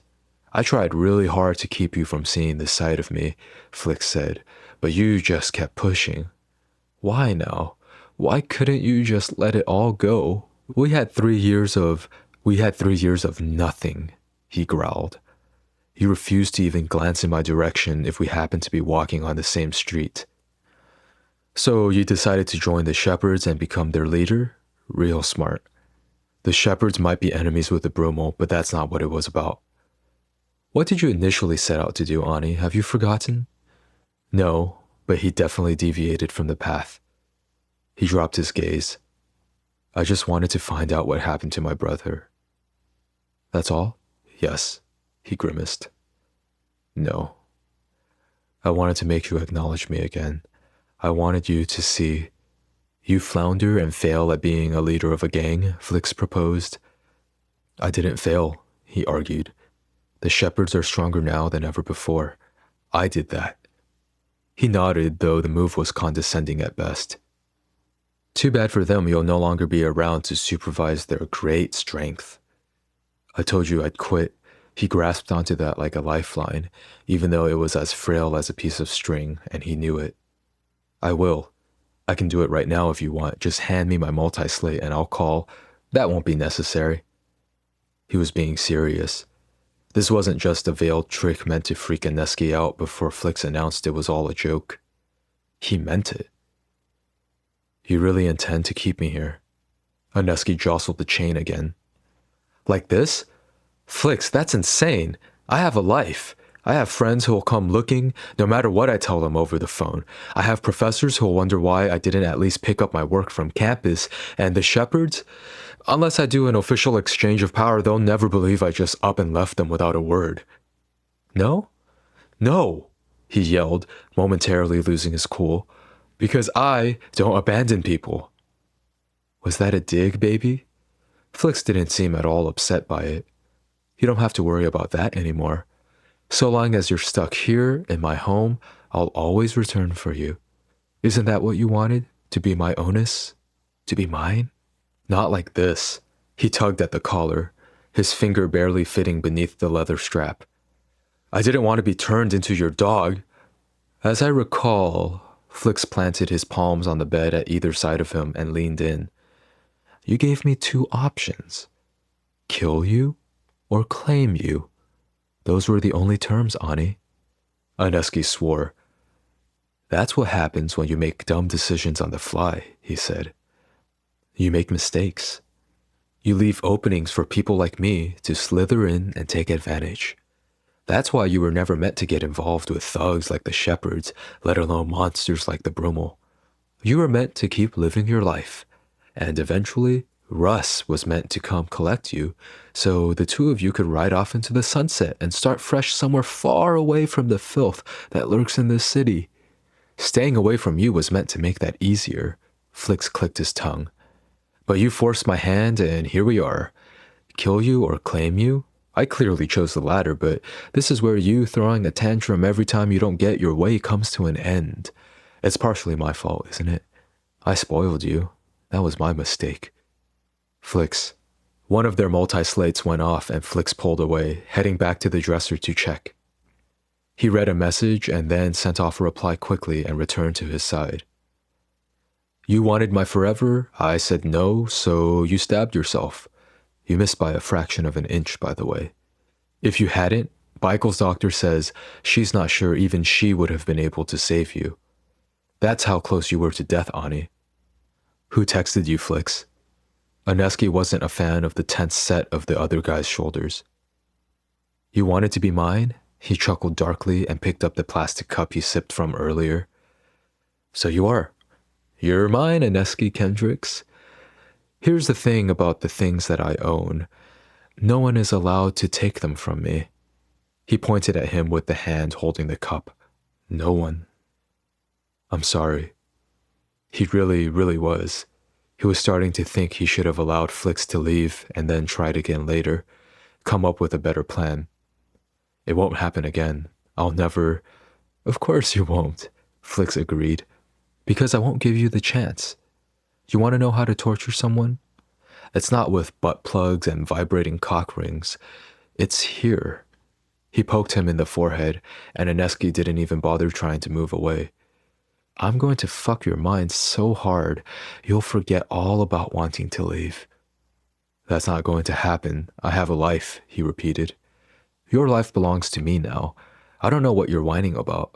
You're the one who so brazenly gave it away. Flix straightened and held out the cup. Drink. The doctor said you need to remain hydrated. You're mostly healed, but not completely there yet. I can't have you bleeding internally when I finally plug you up with my dick, now can I? Oneski bristled, but smartly took the cup. He hesitated before drinking it, however, a stubborn part of himself still wanting to rebel despite how well that turned out for him already. Forcing himself, he downed the contents of the cup and thrust it back to Flix. Happy? He asked. I get that you're angry. I was an idiot for doing what I did, but... The room suddenly spun and he abruptly stopped talking. Lay down, Flix ordered. What's... He stared at the cup as it was set back on the nightstand. You drugged me? I have to leave for a bit, Flix told him calmly. You can't be left on your own right now.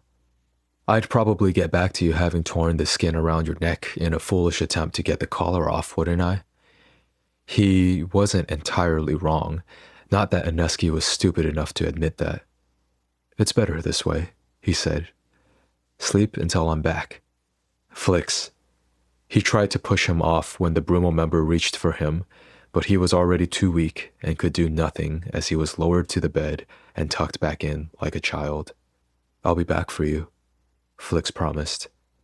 Or maybe it was a threat. Oneski honestly couldn't tell anymore. Chapter 16. Why the sudden interest in finding this dirtbag? Saint tossed the folder onto the table and dropped down into one of the empty chairs. They were at Void Manor in the study with Berga. Flix had been called here by the latter a half-hour ago and had arrived to find no one else was around but the three of them. He took the packet and opened it, sorting through the pages. My onus is looking for him. Saint stilled. You have a what now? Berga, who was standing by the window, sighed. He has a problem, that's what he has. I've got it under control. Sure. Until the next time the brat wants something you're unwilling to give and takes out his eye to make you feel bad enough to cave. Berga. Flix scowled at him. Whoa.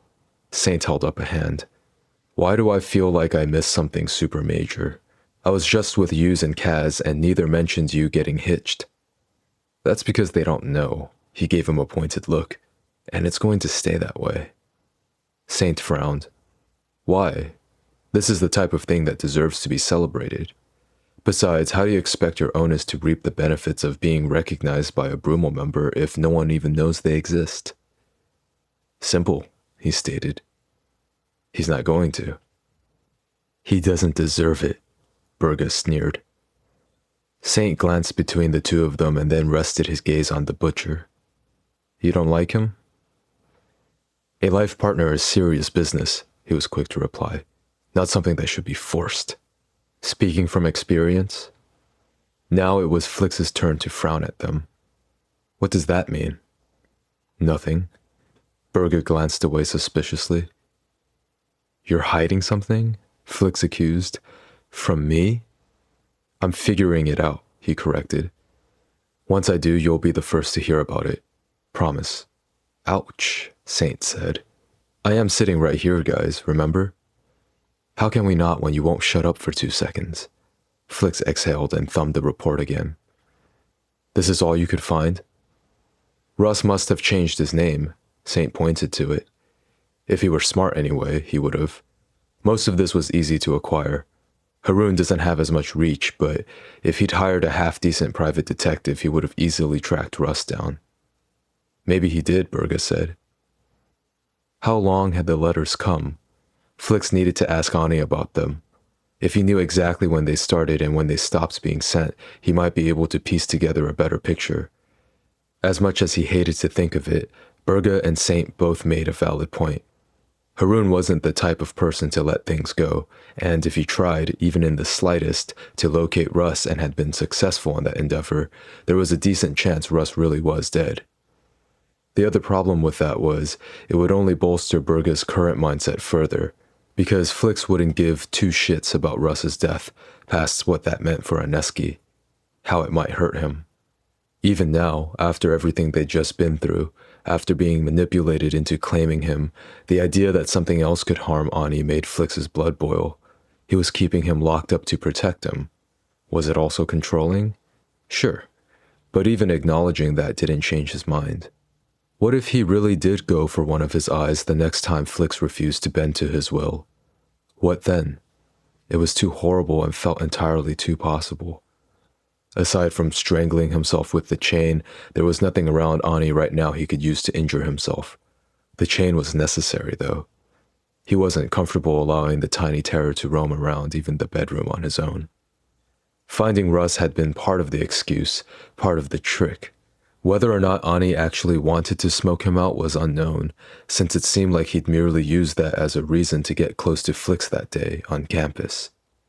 It didn't make sense not to at least figure out where Russ had been staying all of this time or what he'd been up to. After, they could decide if they wanted to speak to him or not. Flix needed to get his hands on those letters, but he was stalling. Knowing Ani, he'd refuse to tell him where he'd put them and instead try to bargain for his freedom. That wasn't going to happen. Not when Flix couldn't be sure there wouldn't be a repeat of the other day. The fear he'd felt when Aneski had passed out in his arms, bleeding and pale, it'd been unlike anything he'd ever felt before. It was something he refused to ever feel again. If that meant locking Ani up and keeping him away from anything that could potentially be used to self-harm, so be it. Why'd you want this printed anyway? Saint asked then, kicking it old school. I don't want it on my multi-slate. He'd been careful, but his tiny terror was admittedly crafty. If he ever managed to slip his chains and get to Flix's multi-slate instead of going for his own, Flix wanted to be sure there wasn't anything on there that could tempt him into fleeing the city. He'd tell Ani about his brother once he had more information, and then he'd figure out the best way to proceed from there. The thought of letting Aneski leave to find him, even with Flix at his side, didn't sit right. It made him uneasy thinking about keeping Ani away from anything potentially dangerous while on the road. There'd need to be another way. You can't find any proof of life? The information in his hand seemed to stop after the first 5 months. Had the letters lasted that long as well? Not yet, Saint said. but I'm still searching. Want me to send a guy? From what I have found, Russ was definitely at that address for a while after he fled. If he's not there now, there might be someone around who knows where he's run off to since. Yeah, Flix agreed. Send Hale. Don't you want to run this by Beichel first? Berga suggested. Nope. He stood. He'll be fine with one less underling. What about what you wanted to tell him? You should confess. Confess? Saint propped his elbows on the table and leaned in conspiratorially. Oh, confess to what? What could the most loyal soldier in Beichel's army have done that needs confessing? Loyal? Yeah, right. Thanks for the info. He slid the file back to Saint's side of the table. Keep this somewhere safe where no one else will find it. Sure thing. He waited a beat, and then, you're really not going to tell me what it is? Why the fuck would I do that? At least let me know who your onus is. When the time comes, I will. There was still the whole Shepherd thing that Flix needed to deal with first. Beichel had agreed to allowing him claim Ani, but had ordered him not to let Aneski quit the Shepherds just yet. Flix knew what he was thinking. He was trying to figure out if there was an angle he could utilize here. Beichel wanted to be sure he didn't need to use the Shepherds for anything before he ordered Ani to cut all ties with them. Flix couldn't even be annoyed about it because he not only understood that logic, he also agreed with it. He was waiting until Beichel called him with a decision, and depending on what the decision was, he'd either tell him about his shout powers or bury the secret all over again. Before, when Aneski wasn't a part of the picture, Flix had been willing to take that risk finally. But now, if Beichel felt threatened, he could go after Ani. They were friends, and Flix wanted to believe he wouldn't, but pretty nightmares. That's all any of them really were. Monsters with beautiful visages meant to disarm their prey. With Beichel's abilities, his shout powers allowed him to control and create shadows, and Flix had seen him use them to tear apart men before. Just the thought of that happening to Ani made his stomach cramp. There really was no longer a reason for him to tell anyway. With Aneski tied to him, there was no way he'd ever tattle to Beichel, even if he was ever released from the chains. Unless he had a death wish. Did he have a death wish? Flix didn't believe so, but obviously when it came to the other man, Flix struggled with seeing things clearly. If it'd been anyone else that day, the second they'd picked up the knife, he would have known exactly where they were going with things. But not Ani. He'd actually thought the Tiny Terror was going to try to threaten him with it. Threaten to cut him with it. He'd thought they'd go another round where he'd eventually subdue Aneski, and then he'd leave him there to go sort through his chaotic thoughts. After the way he'd abandoned him after the sex they'd had, he'd figured Ani would eventually show before him to complain, but he'd never even imagined he'd risk his own damn life just to make a point. Just to force Flix to choose him. I'll go handle this, Saint said, nodding at the two of them before leaving the room. As soon as they were alone, Berga sighed and plopped down onto the windowsill with a pout. I don't like this. I don't like knowing he's messing with you, or that it's working. Don't worry, Flix reassured. I'll be fine. No, you won't. You aren't fine now. He crossed his arms. I give it 3 days max before he's got you feeling bad for him. You'll undo the chains and I won't. I don't believe you. Berga held his gaze. More importantly, you shouldn't believe you either. In all our years of friendship, he's the only person you've ever shown a soft spot for, Flix. He's the only one you've ever actually cared about. This is dangerous. Dare I say, you're playing with fire. He laughed. Who better than me? I'm being serious. So am I. Flix sobered some and divulged. He's going to leave me. Berga scoffed. The guy literally almost killed himself just to get you to take him. That was only the first part of his revenge scheme, he insisted. He wanted to become my onus, knowing I can only ever select one. Now that it's him and I've used my chance, there won't ever be another person for me. Even if I marry someone else in the future, the Brummel won't recognize them as my life partner. Yes, and? Berga frowned. He's going to leave me, Flix repeated. He thinks I don't know, but I'm not a complete idiot. That's his real revenge. How can you be so sure? Because he learned from the best. He smiled morosely. It's exactly what Flix had done to Ani, only more extreme. He'd given Aneski a taste of what it was like to be together, and then he'd ripped the rug right out from under him. His version had been tame in comparison, sure, but the gist was the same. He's petty. If he realizes I won't let him go, he may become desperate enough to resort to self-harm again. You really think he'll kill himself just to hurt you? That's what I would do, he countered. You would too. If it was the only way to ensure the person I hated most suffered, I'd slit my own wrists in a heartbeat. How barbaric. Berka gave him a look of disgust. It'd be better to take...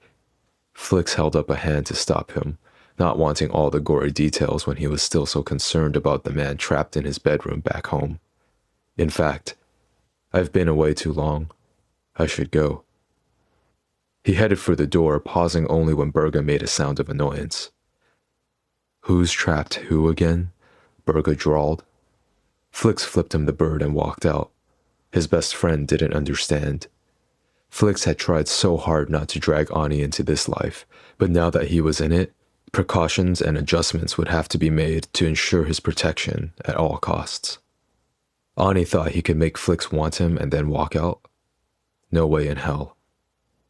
Now that he finally had him, Flix was never letting him go. Aneski Kendricks was his. For the rest of their lives, he belonged to Flix and Flix alone, even if he had to keep him chained to the damn wall until they were old and gray. The man beneath him came awake with a cry, his hands instantly clutching at the sheets.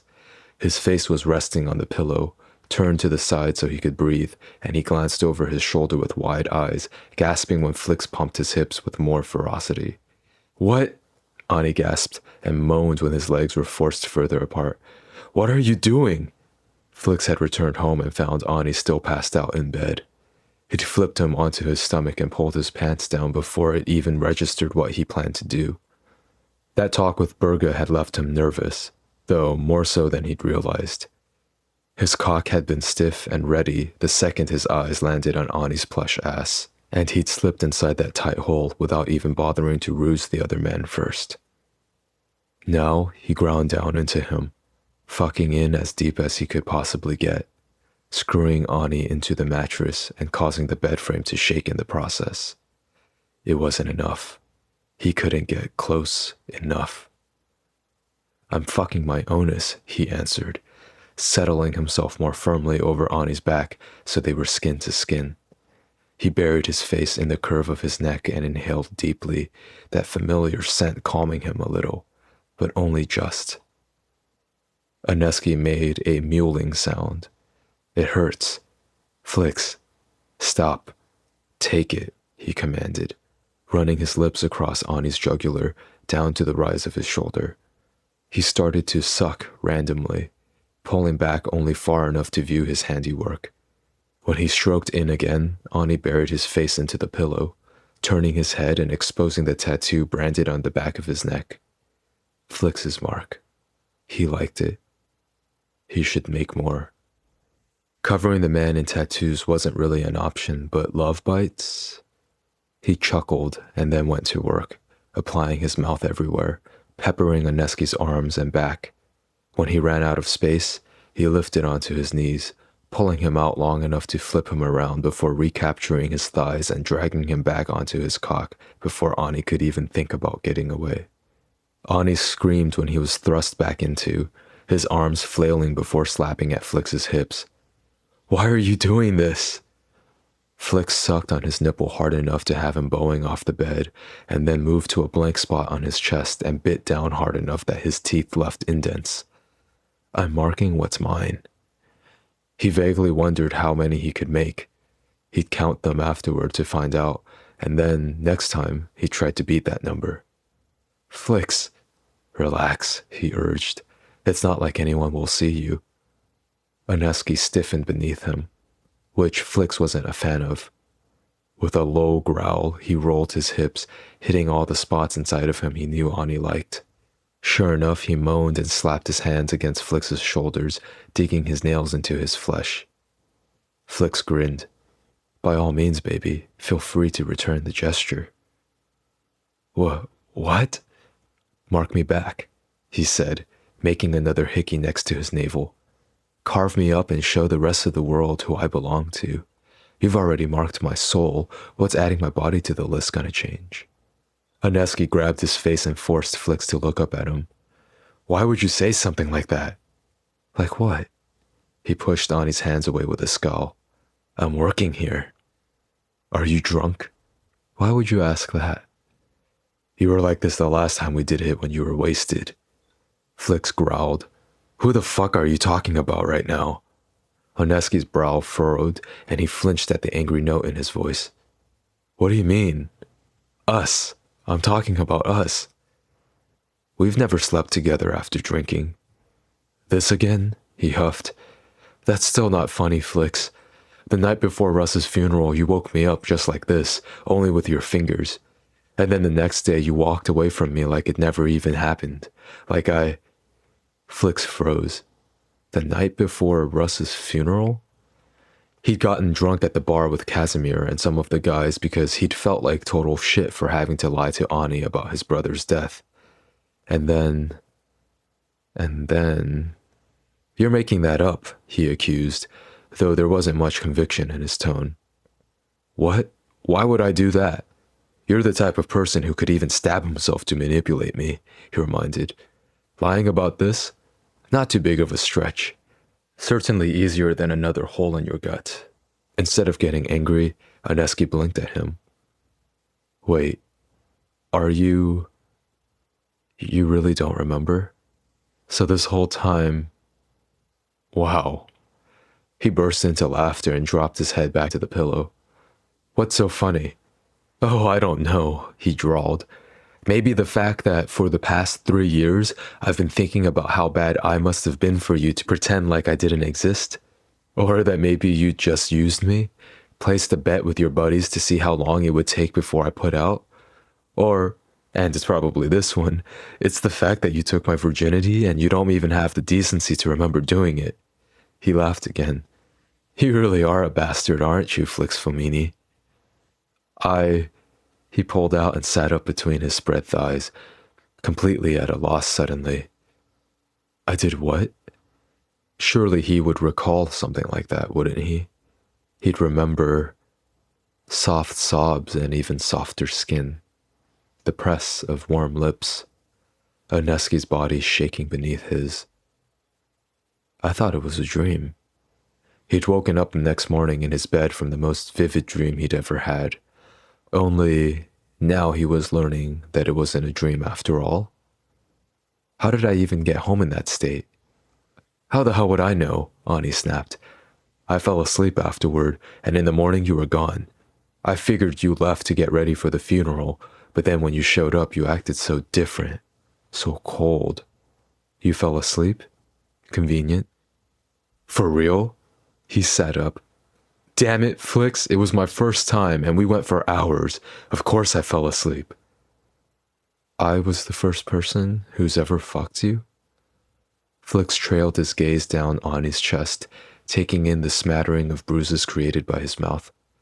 It was coming back to him. How he'd done this before. It wasn't a dream. That might mean... You did that to me at your hideout because of this, didn't you? Oneski refused to meet his eyes, clutching at the comforter as he stubbornly clenched his jaw.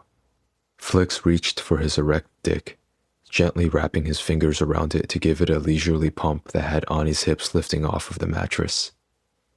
Did you play with yourself while thinking of me, Tiny Terror? Is that it? All those toys you used to torture me, did you use them on yourself? He twitched as Flix continued stroking him, but otherwise refused to engage. It made sense, though. A part of him had always wondered why Ani had truly chosen that route. Had he really believed Flix wouldn't respond to traditional torture methods? Was it really just to satiate some dark fantasy of his? But if it'd been all of that and more, all of that and a means to punish Flix for hurting him more deeply than he'd realized, well, those pieces clicked. Were you angry? He used his other hand to flick one of Ani's nipples, seizing the opportunity to grab onto him when the younger guy finally turned his head back and glared. Flix latched onto the collar and tugged, bringing him forward to meet his seeking mouth as he continued to work his dick between them. Aneski's lips were salty, and he clamped them shut no matter how coaxing Flix's tongue was for them to part for him. Have you been crying? He asked, and, like the hypocrite he was, his chest constricted at that thought. He'd known, of course, had threatened to lock Ani up like this and remove him from his friends and his passion. Of course he cried. Are you scared, baby? Flix, Ani whispered the plea against his lips, effectively opening his mouth for him in the process. He wasn't above taking advantage, pushing his tongue inside. He kissed him savagely, his emotions all over the place as he pressed Aneski against the headboard. There'd always been sparks between them, even from across the room. From the very first time Flix had seen him, he'd felt them. He thought he'd done a pretty good job resisting, only now he was discovering that wasn't the case at all. He'd gotten drunk and slipped into Ani's room, slept with him, and couldn't even remember all of the details. What the hell was that about? What was wrong with him? He'd stayed away with the intent to protect him. How laughable. By the time Flix had gathered his courage to walk away, it'd already been far too late to go. All he'd done was leave Ani alone and in the lurch. Did I hurt you? He couldn't recall, his memories fuzzy and in snippets. That was why he'd been so certain he'd dreamed the whole thing. That night, he licked into his mouth. Did I hurt you? Aneski shuddered in his hold, struggling to keep up his resistance.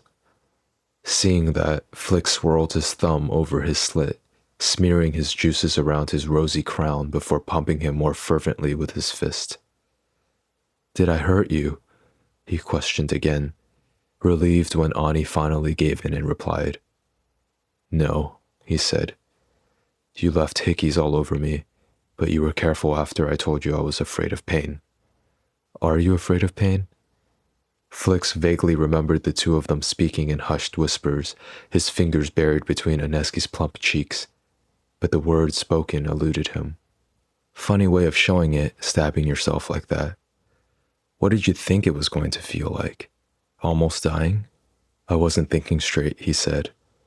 I told you, I won't do anything like that again. Ever. I swear. You swear? He nipped at his full bottom lip, careful not to break skin. I'm just supposed to believe you? Are you scared? Aneski held his gaze steadily, though his breaths came out sharply as he squirmed and chased after Flix's palm whenever he pulled off. That's what this is really about, isn't it? He tugged at the leather strap around his throat. You're afraid You can't leave me if you're trapped, Flix confirmed. If I keep you right here where I always know where you are and what you're doing, I'll be reassured that you're safe. You care about me, don't you? For real. He hesitated and then brought his mouth back to Flix's tentatively. At least, enough to not want me to die. Come for me, Ani. Enough talk about death. He hated it. But Flix lowered and sucked on the spot just beneath his ear, grinning when that seemed to do the trick. Aneski cried out as he spurted between them, head tossed back. He looked so pretty, muscles clenched, mouth open, eyes squeezed shut. The silver chain glinted in the dim lighting, sparkling like stars. He had the younger man dragged back down into a lying position before he'd fully emptied, resting him on his side before sliding behind him. Flix lifted his right leg, parting Ani's thighs, and bumped forward, his cockhead seeking out his entrance. When he found it, he thrust in powerfully, slipping his other arm beneath Aneski's neck to clutch him close as he pounded into him repeatedly, chasing after his own release. Flix, Ani gasped and clawed at his arm. Wait, I just came. Stop! It's too much. I'll finish quick. He nuzzled his ear and held tighter. Let me fuck my onus and show him this time I'll still be there for him in the morning. Flix would be there for him every morning. Chapter 17. What if I said I would do anything? Aneski tried for what had to be the millionth time in the past 3 days to make Flix see reason. Give you anything. Flix didn't so much as turn from the open wardrobe where he was doing up the buttons on his shirt. He was getting ready to leave for class like he'd done the past couple of days, though he was never gone for long, sure to return to feed Ani and unhook the leash long enough to lead him to the bathroom to relieve himself. I already have everything I want, Flix stated absently, tucking his shirt into his black jeans before adjusting the veil pin on his belt. Letting out a sound of frustration, Aneski picked up one of the pillows and chucked it at him as hard as he could. It slapped into Flix's back and fell to the ground with a very unsatisfactory plop. Flix sighed and turned. There you go with the temper tantrums again. Let me out. No. Flix, you can't do this to me. Why not? The casual way he asked it made Ani hiss. Getting off the bed, he grabbed the part of the chain bolted into the wall and tugged it with all his might, even knowing he was not strong enough to loosen it. He growled and yanked anyway, bitter tears prickling at the corners of his eyes yet again. How many times had he cried like a little bitch since waking up here? Suddenly, Flix's arms wrapped around his waist and furiously Aneski twisted and shoved him away. Get off me! You kept me locked up for 3 weeks, Flix reminded, yet you can't even last one. Ani stilled. Will you let me go after that? After a week? He quirked a blonde brow, which was answer enough. If Flix did have a time frame in mind, he wasn't going to share, but it also wasn't a week. All signs pointed to him fully intending to keep Aneski in this one room for the rest of eternity, and that was absolutely terrifying. I'm going crazy here. He tried to move for him, but Flix merely retreated until Aneski ran out of chain. He struggled for a bit, the Brummel member watching him all the while, and then deflated all at once. Flix, please. You beg me so often, you know that? Flix leaned back against the dresser. If you're not begging me to release you, you're promising to give me things. Aren't you embarrassed? Is this how the leader of the shepherds should act? Screw the shepherds, he stated. We aren't Brummel. We have gambling dens and act as loan sharks. Would you prefer me to be a thug? How would that help me in this situation? Ah, so you're playing a part to try and get me to drop my guard then? No, he realized his mistake and groaned. No, that's not it at all. Flix, enough. He made to move for the door. I'm going to be late to class now, thanks to you. Flix, wait. Ani scrambled over the bed, falling in his haste to land on the other side. There was barely enough chain for that, and the leather strap ended up pressing against his windpipe, cutting off his air supply. Flix was there in a second, helping him back onto his feet, plopping him down on the edge of the bed. He tugged the leather away enough to check him, growling at what he saw. It's going to leave a mark. Aneski coughed. Only for a little while. It would fade. His eyes narrowed. Did you do that on purpose? What? He shook his head wildly, grabbing Flix's wrists to prevent him from leaving. No, of course not. It was an accident. When it became clear the older man didn't believe him, Ani grew desperate. Latching onto Flix's shirt, he pulled him closer. Tell me what I have to do, okay? Just tell me and I'll do it. I'll do whatever you want. You think it's that simple? Flix demanded. What could you possibly do for me that would prove without a shadow of a doubt that you'll never do something that stupid again? There's nothing. I don't want to die, he insisted, but that only made Flix snort. According to you, you didn't want to die that day either, yet that didn't stop you, now did it? I miss my friends. Aneski dropped his forehead to Flix's stomach, moving his arms to hug him close. I miss my art. I'll go insane trapped in here. You're stripping away who I am. And when you cuffed me to a wall, away from my friends, from the things I enjoy doing, I'm sorry. No, you aren't. He made another sound of frustration and glared up at him. You're right, I'm not. I'm not sorry I kidnapped you because you deserved it. You're also right about what you said the other night. For almost a year after you abandoned me, I chased after that feeling I had with you. I tried all sorts of toys, but nothing ever felt the same. I was so desperate I gave up and started fucking other people in the hopes. Flix's hands shot out, squeezing around his throat. Careful, Tiny Terror. My patience is already worn thin. He grew quiet, tears spilling down his cheeks. You thought you could use me, Flix said. You thought you'd become my onus and use me to find your brother and punish him on your behalf. That you could do all of that, make me yours, and then walk away the second you were finished. Ani sucked in a breath. Shit. There was no point in even denying that he'd thought about it.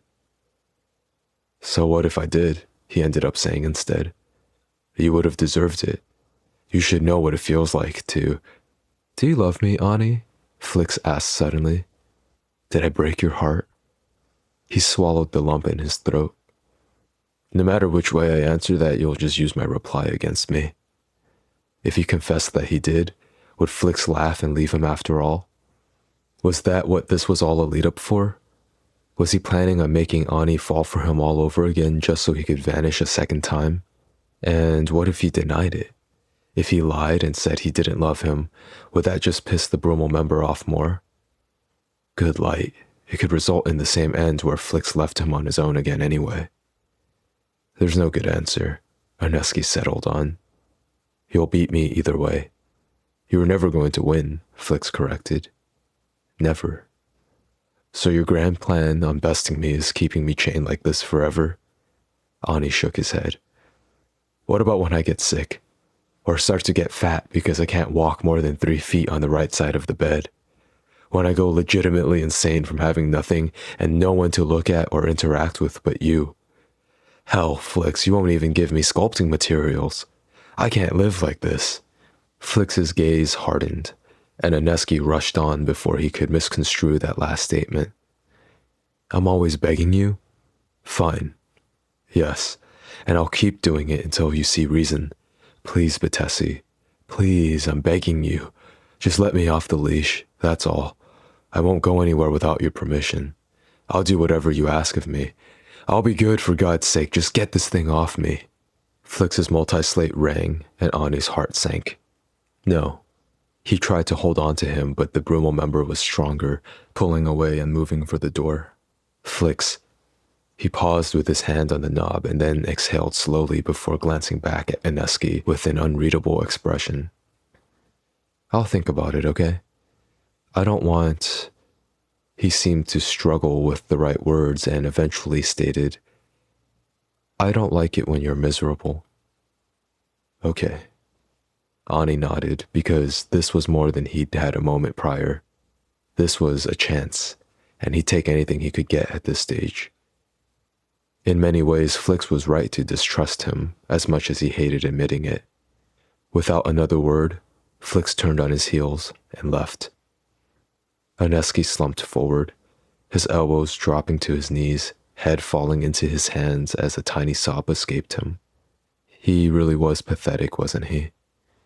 Flix was right about that, too. He'd kept the older man locked up for way longer than this, yet Flix hadn't even shown signs of breaking. He hadn't begged once, but Ani? I was never going to be good enough for you, he mumbled. How foolish he'd been to believe otherwise, to think for even a second that becoming the leader of a gang like the Shepherds would make a difference in Flix's eyes or anyone else's. The two weren't comparable at all. Being with the Shepherds was probably laughable even. He bet Flix's friends, the ones who did know about them, joked amongst themselves that Flix had been tricked by an idiot. That must be part of the reason he was so angry with Ani. He'd started this to get back at the people who'd harmed him most, but in the end, the person who'd done the most damage was himself.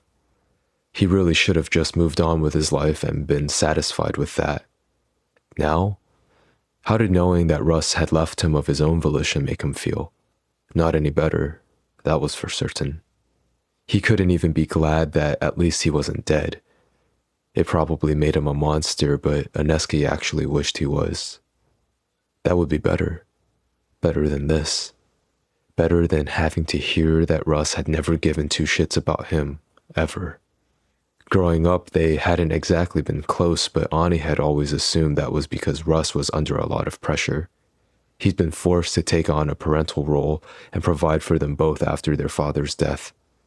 That's when he'd started to change and grow distant, and Aneski hadn't blamed him for it, had instead waited patiently even when he was scolded and belittled. Even when Russ had warned him off of Flix and made him feel small. Was that where this feeling truly came from? Did Ani think he wasn't good enough because of all those times Russ had told him point blank that he wasn't? He frowned. He may have forced Flix to make a choice, but the actual choosing part had been up to the Brummel member. He could have just as easily left Aneski to die, but he hadn't. He named him his Onus. True, he apparently was keeping it a secret from most of his friends, but considering he had Ani locked up like some prisoner, that was to be expected. Ani hadn't told his friends when he'd kidnapped Flix either. Some things just couldn't be explained. He'd wanted to be acknowledged, but he knew better than to push this issue, especially when the bigger one was convincing Flix that he really wouldn't self-harm ever again. It'd been a stupid call, but in the moment he'd felt so desperate, as though he were standing on the edge of a cliff. Punishing Flix and forcing his hand had been part of it, sure, but really, Aneski had been afraid. Learning that his brother was alive and out there somewhere, that he'd tried to contact him but hadn't been able thanks to another person Ani had trusted. He'd been scared. Scared of what to do next. Scared of what to do if he really did find Russ. Even after everything, no matter how many times Flix walked away, Aneski still always felt the safest when he was with him.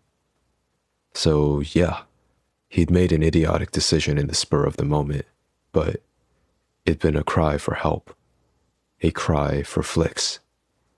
I don't like it when you're miserable. The corner of Ani's mouth lifted. He never had. Flix had always been the first one to notice when his clothes were frayed or his backpack had stains on it. He'd replace the items and ask for nothing in return. Not even Russ bothered noticing things the way the Brummel member had. It was the same with everything. If Aneski needed something, Flix would provide it. When Ani had been torn over his desire to major in the arts or the responsible choice of following in his brother's footsteps and going to Vale, Flix had been the one to talk him through it. He hadn't laughed or called him ridiculous for wanting to sculpt for a living. Flix had taken him out for a fancy dinner in a private, quiet corner of a restaurant Ani could never have even dreamed of affording and had asked him questions. What were the pros? What were the cons? Where did Ani want to be in 10 years? When all of the answers had something to do with being a successful artist, he cheered him on. Don't worry about the tuition fees, he'd said. Your brother has been saving. I'll convince him to allow you to use the funds for the school of your choice. All you have to do is get in. Can you do that, Tiny Terror? Are you good enough? Aneski had exclaimed that he was and had hugged him, completely unabashed that they were in public. He chuckled and fell back onto the bed. That might have been the moment he realized he was into exhibitionism. He'd wanted the other diners to notice them, wanted them to see how close he and Flix were, to assume that they were dating. He'd wanted Flix. Then and now. And you were planning on leaving him, he muttered, dropping an arm over his eyes to block out the bright sunlight pooling in from the window. He'd figured he'd confront Russ with Flix there as protection and support if the Brummel had agreed to help find his brother, and once that was settled and done with, he'd leave them both in the past. If Flix had refused, then Ani would make him name him as Onus and leave still. Flix wouldn't be able to name another, no matter who he fell for later, which meant no matter what or how far apart they became, Aneski was always going to mean something to him. He'd always be the one who bore the title. In a sick way, he'd always be Flix's. And he liked that notion. Where do you want to be in 10 years, Ani? Where did he want to be? With you. Which meant finding a way to convince Flix that he was in it for the long haul, whether he was chained up or not. It meant finally admitting to the both of them what he'd always known all along. Aneski was in love with him, despite it all. That love held true. Chapter 18. You sent someone to mid-verse. Flix lifted his head from the dining room table to find Rabbit standing in the kitchen doorway, a steaming mug of something in his hand. It'd only been a few months since Rabbit Trace had started dating Baikel, but it felt like he'd been a permanent fixture at this residence for years. Known as the Prince of Music on campus, Rabbit had a reputation for coming off icy and sticking to himself. He was a quiet presence, and while he and Flix had spoken many times before, it was rare for them to be alone. It was also rare for him to speak to Flix about Brummel matters that didn't directly involve Baikel, yet here they were. As Cal's named Possessio, Rabbit had the authority to question Flix whenever he felt like it, though they'd all been ordered not to refer to him as such by title.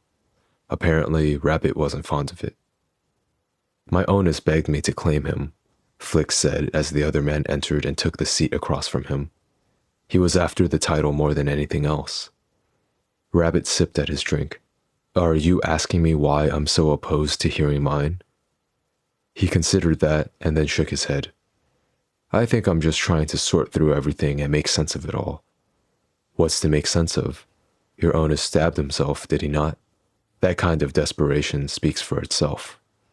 Flix's brow furrowed. Desperation? Rabbit stared at him cryptically. What did you think it was? He was obviously just trying to screw me over. Void asked me once who I thought was the most threatening member of his satellite. Want to know what I said? He grunted. Burga.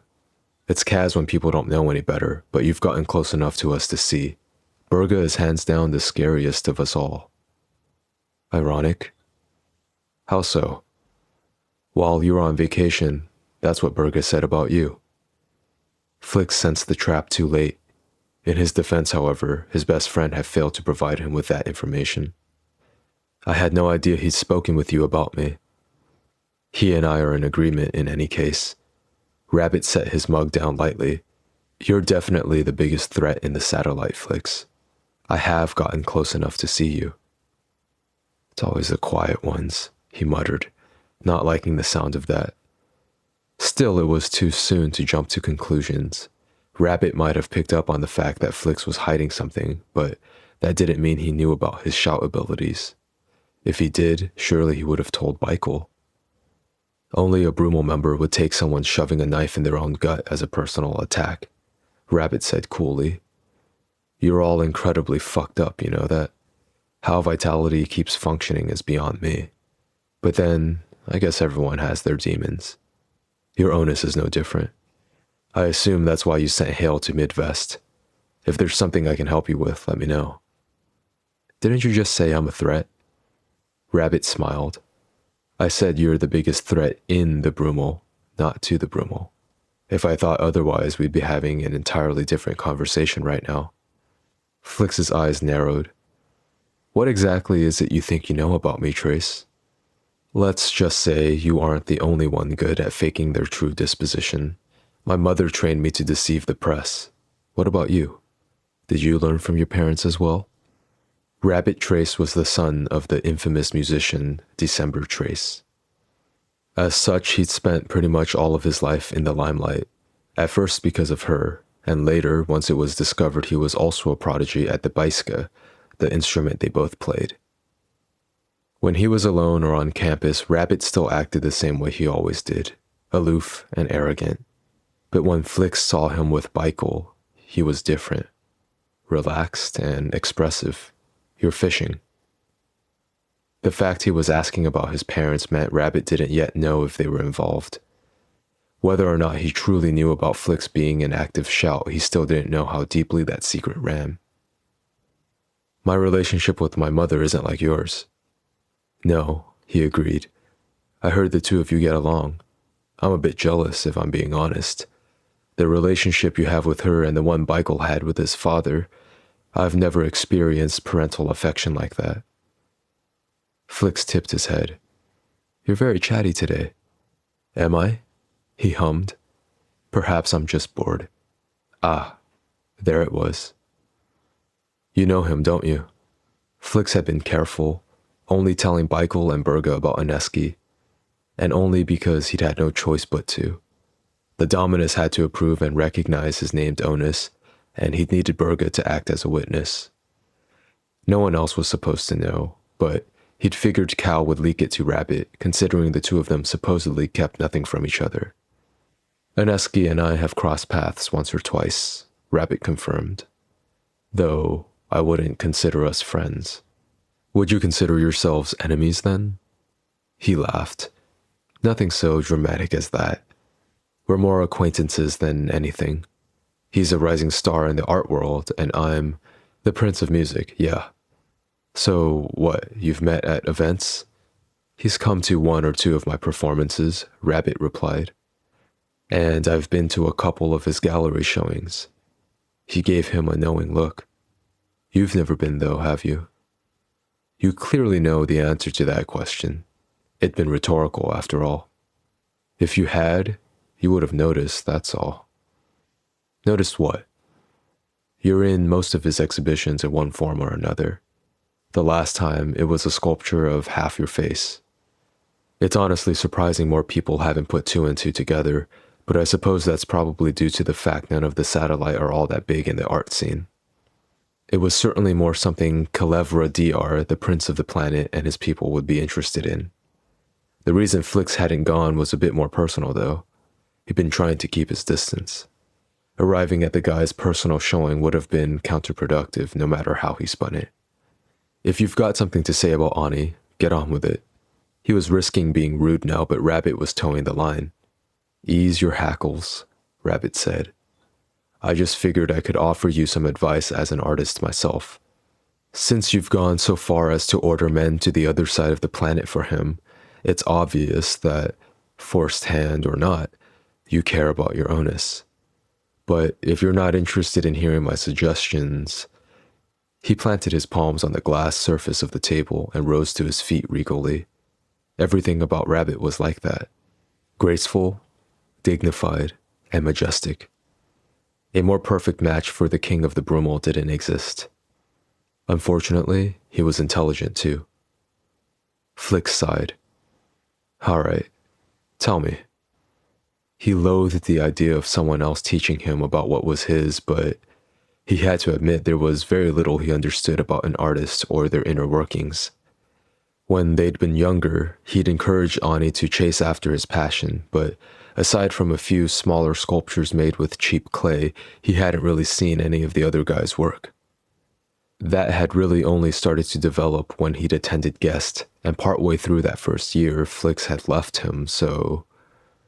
Aneski is a free spirit, Rabbit began, holding his ground when Flix snorted at that description. If you kill his creativity, you'll effectively be killing his soul. I understand you're afraid, but you can't keep him locked up forever, no matter how badly you may want to. Not if your intention is to keep him for that long. It sounded an awful lot like what Ani had told him, and Flix frowned. What do you suggest? Because clearly Rabbit had something in mind. He would know better than to come to Flix without a potential solution. I could set up a makeshift art studio in the room, though the thought of allowing him to touch metal and pointy tools had his stomach lurching. Rabbit shook his head. That won't be enough. If you're suggesting I free him, I'm suggesting, he cut him off tersely, you come up with another way. Another way? To tie him to you, he elaborated. You're anxious right now that he'll leave you behind. So do something to ensure he never can. Something other than locking him up like a prisoner or a princess in a tower. If you make it so he has nothing left to live for, you'll snuff out his soul and lose him for good. But if I make it so he can only live for me, Flicks liked the sound of that. Not exactly where I was going with this, but sure. Rabbit shrugged and turned when the sound of the front door opening echoed through the foyer toward them. That'll be void. One final suggestion? You should talk to him about where you sent Hale and why. Or you'll do it yourself? Flicks asked. Rabbit paused. Who do you think I heard that from in the first place? And the other thing? The cryptic thing he'd been alluding to at the beginning of this conversation that neither of them had voiced aloud? Does he know about that as well? He smiled at Flicks again, but it was hard to tell what was behind it this time. I'll repeat myself. If there's something I can help you with, I'm willing. Willing to do what? Michael strolled into the room, taking in the scene of the two of them alone together before going straight for Rabbit. He held him around the waist and pulled him in, placing his lips on the musician's forehead lightly. The look he set on Flicks was less delicate. What have the two of you been talking about? I'm late for practice. Rabbit stepped away from Michael. It was nice chatting with you, Flicks. How nice? Michael called out as Rabbit headed for the door he'd just come through. Little bunny? How nice? Rabbit ignored him, vanishing from sight. We were discussing what I'm doing with Hale, Flicks told him before he could demand answers. I sent him to Midvest to find someone for me. That's actually why I'm here now. He called earlier and sent over some information. And you can't do that in the comforts of your own home because your onus might catch wind you're hunting down his brother for him. Michael took the empty seat Rabbit had just vacated, staring at the mug for a second before lifting it to his lips to sip at the remaining contents. You already knew the details, of course. I was waiting for you to tell me yourself. Well, any luck? Flicks ran a hand through his hair. There was proof that Russ used to live there, but he's long gone now. No one records where he moved, but Dez is still looking. As far as the people around him at the time, seems like Russ kept his head down. You said Haroon was after him, right? Michael took another sip. Makes sense. It was the smart thing to do. Only Haroon has been dead for weeks now. No one really cares about the shepherds outside of this city, Flicks supposed. Maybe news hasn't reached him wherever Russ is. I don't know. If I'd left my little brother behind with the promise to return for him, I'd be closely monitoring the situation, wouldn't you? Russ should be checking in regularly. That is, if he really meant it when he said he'd be back. I can't confirm if he did or not yet, Flicks said. There are some letters I need to get my hands on first. Why don't you have them already? He glanced away. They belong to Ani. Shouldn't you be taking his things from the shepherd house anyway? Find them and take them then. You saw how his friends acted at the hospital, Flicks reminded. They won't welcome me into their home, and they sure as shit won't let me leave with anything either. So take some people with you and give them no choice. He shrugged. I thought of that, but... You're worried about pissing off your onus. Michael chuckled. Been there. He'll never forgive me if I hurt his people.